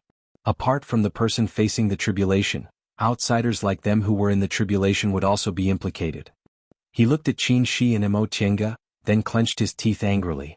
Why was he so unlucky to run into these 2 jinxes? Not to mention being trapped in the immortal palace for dozens of years. After all, he obtained a lot of benefits, but now he was implicated by the heavenly tribulation for no reason. What was going on? Nascent soul tribulation was something that didn't exist in the current cultivation world, yet they were able to attract it. Unfortunately, he couldn't run even if he wanted to. If they couldn't pass the tribulation, he wouldn't be able to either. It was too late to say all this now. The heavenly tribulation was right in front of him. What else could he do? He stared at the still water sword he meticulously refined, pondered for a long time, then sighed. Fellow Taoist Nan. Jing Xingji glanced at Nan Guotian, who wasn't far away. Nan Guotian had just finished adjusting his breath. Although he wasn't prepared at first and looked a bit embarrassed, he was an experienced nascent soul cultivator, so he adjusted his mentality and faced the heavenly tribulation rationally. Upon hearing Jing Xingji's voice, he shifted his gaze. Fellow Taoist, what can I do for you? Jing Xingji looked at Yang Qingji and said, if they don't pass the tribulation, we'll probably have to bear the remaining power of the heavenly tribulation. What do you think, fellow Taoist Nan? Nan Guotian hesitated for a moment, then said with a smile, what else can I do? Let's wait and see. Jing Xingji didn't seem to be joking with him at all. He said solemnly, fellow Taoist Nan, the heavenly tribulation is coming. Do you still want to talk nonsense? We can't escape the scope of the heavenly tribulation. Helping them is helping ourselves. I'll go help those 2. I'll leave fellow Taoist Yang to you. What do you think? Jing Xingji didn't wait for him to answer. He turned around and flew towards Mo Chenga. Nan Guotian sighed silently as he stared at Jing Xingji's back. Thunder rumbled in the sky. The 9th wave of the heavenly tribulation was about to finish brewing. Qin Shi and Mo Chenga stood up and prepared to deal with it. Both of them had solemn expressions on their faces. They were ready to go. Whether they lived or died, whether they could reach the heavens in a single bound or stop on the path to immortality, it all depended on this. The heavenly lightning hadn't descended yet, but the howling of gales had already resounded. Huge waves rose and fell on the surface of the sea like a huge, malevolent beast that wanted to swallow everything. Boom. The tribulation clouds finally finished gathering. Under the lightning, traces of golden heavenly lightning could be seen in the tribulation clouds. Emochenga's heart sank. Golden lightning. This ninth wave of the heavenly tribulation was genuine golden lightning. Golden lightning was one of the most powerful lightning-type spells. Her luck was really too good. She didn't have much time to think. The golden lightning of the ninth wave of the heavenly tribulation had already struck her. She took out the half-broken white silk handkerchief and took out all the magic weapons she could possibly use. Even if all the treasures she had were destroyed, she had to withstand this heavenly tribulation. The golden lightning was dazzling. The first to meet the heavenly tribulation head-on was still Qin Shi's 3-young real fire sword. Although he had a lot of treasures on him, most of his divine abilities were based on this natal magic weapon. The golden lightning was blocked by the 3-young real fire sword, but it only stopped for a moment before it smashed the sword lights and continued to attack Emochenga. The moment the sword formation was smashed, Qin Shi's mind was greatly injured, and he spat out a mouthful of blood. The 3-young real fire sword was his natal magic weapon. It had been nourished for 200 years so it could hurt both people and people. Emochenga's heart skipped a beat when she saw this, but the heavenly tribulation was right in front of her. She clenched her teeth and attacked the golden lightning with several magic weapons one after another. The only defensive magic weapons she had were the white silk handkerchief and the white robe. Now that the white silk handkerchief was half destroyed, the white robe alone might not be able to resist the golden lightning, so she could only use offense as defense. Boom. The spirit cloud's Rui collided with the golden lightning and was instantly smashed into pieces.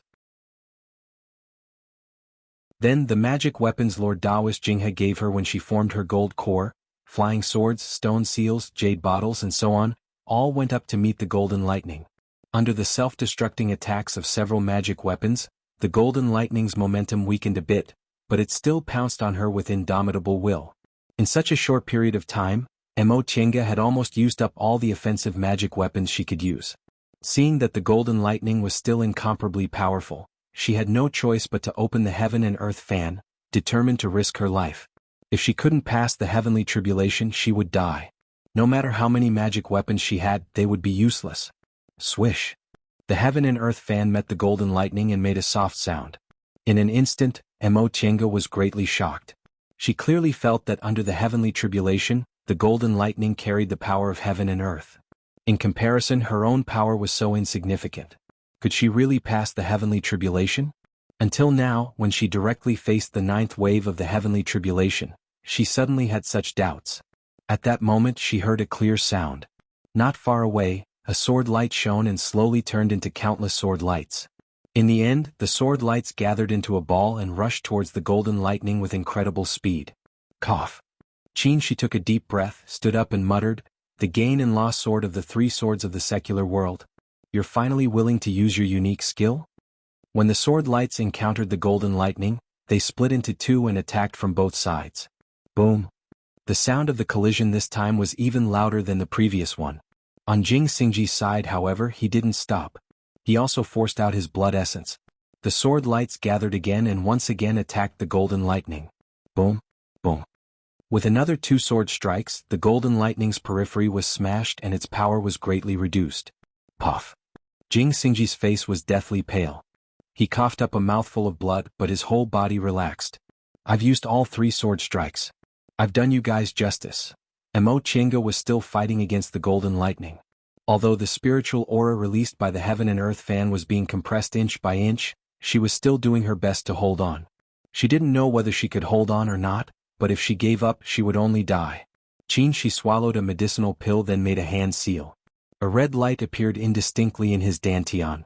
The red light became brighter and brighter until it gradually deepened into the color of fire. Soon after, a simple and unadorned longbow burning with flames emerged from his body. He held the bow and pulled the bowstring. Flames sprang out of his arm and formed the shape of an arrow on the bow. He bent the bow like a full moon and aimed at the golden lightning. He then let go, and the flame arrow flew towards the golden lightning as fast as a meteor. The cry of a phoenix resounded. The flame arrow turned into a fiery red vermilion bird and collided with the golden lightning. Boom. The power this time was far greater than before. The incomparably powerful golden lightning finally couldn't bear it and shook, dissipating more than half of it. Cough. Qingxi frowned. He wiped the blood from the corner of his mouth and tried to condense the vermilion bird's flames again. However, the arrow just now almost exhausted his remaining strength. The vermilion bird's flames he released couldn't condense and form a flame arrow. Whether it was Jing Xingji or Qingxi, they couldn't attack again. Mo Chenga clenched her teeth and touched the space between her eyebrows, forcing out several drops of blood essence and smearing them on the heaven and earth fan. In an instant, the heaven and earth fan shone brightly. Blood essence was the purest part of a cultivator's body. Every cultivator above the core formation realm knew how to use blood essence to strengthen their magic weapons. However, once blood essence was used, their cultivation level would be greatly damaged, so not everyone was willing to use it. She didn't use it before because it was her last resort. If she used her blood essence and couldn't withstand the heavenly tribulation, she could only resign herself to fate. Now, in order to help her, Qingxi and Jing Xingji didn't hesitate to use their blood essence, causing their strength to be greatly damaged. They couldn't attack again, so she didn't need to hold back anymore. Whether she lived or died, this was the gamble. Under the nourishment of the blood essence, the momentum of the heaven and earth fan suddenly soared. Mo Chenga made a hand seal and countless rocks, flowers flew out of the fan and attacked the golden lightning. Boom, boom, boom. The sound lingered on and the golden lightning was scattered little by little. However, in the end, the golden lightning still wasn't completely defeated. Feeling the spiritual aura in her body slowly dissipating, Mo Chenga smiled bitterly. Was her path to immortality really going to end today? I'm not willing. I'm still a little bit away, just a little bit away.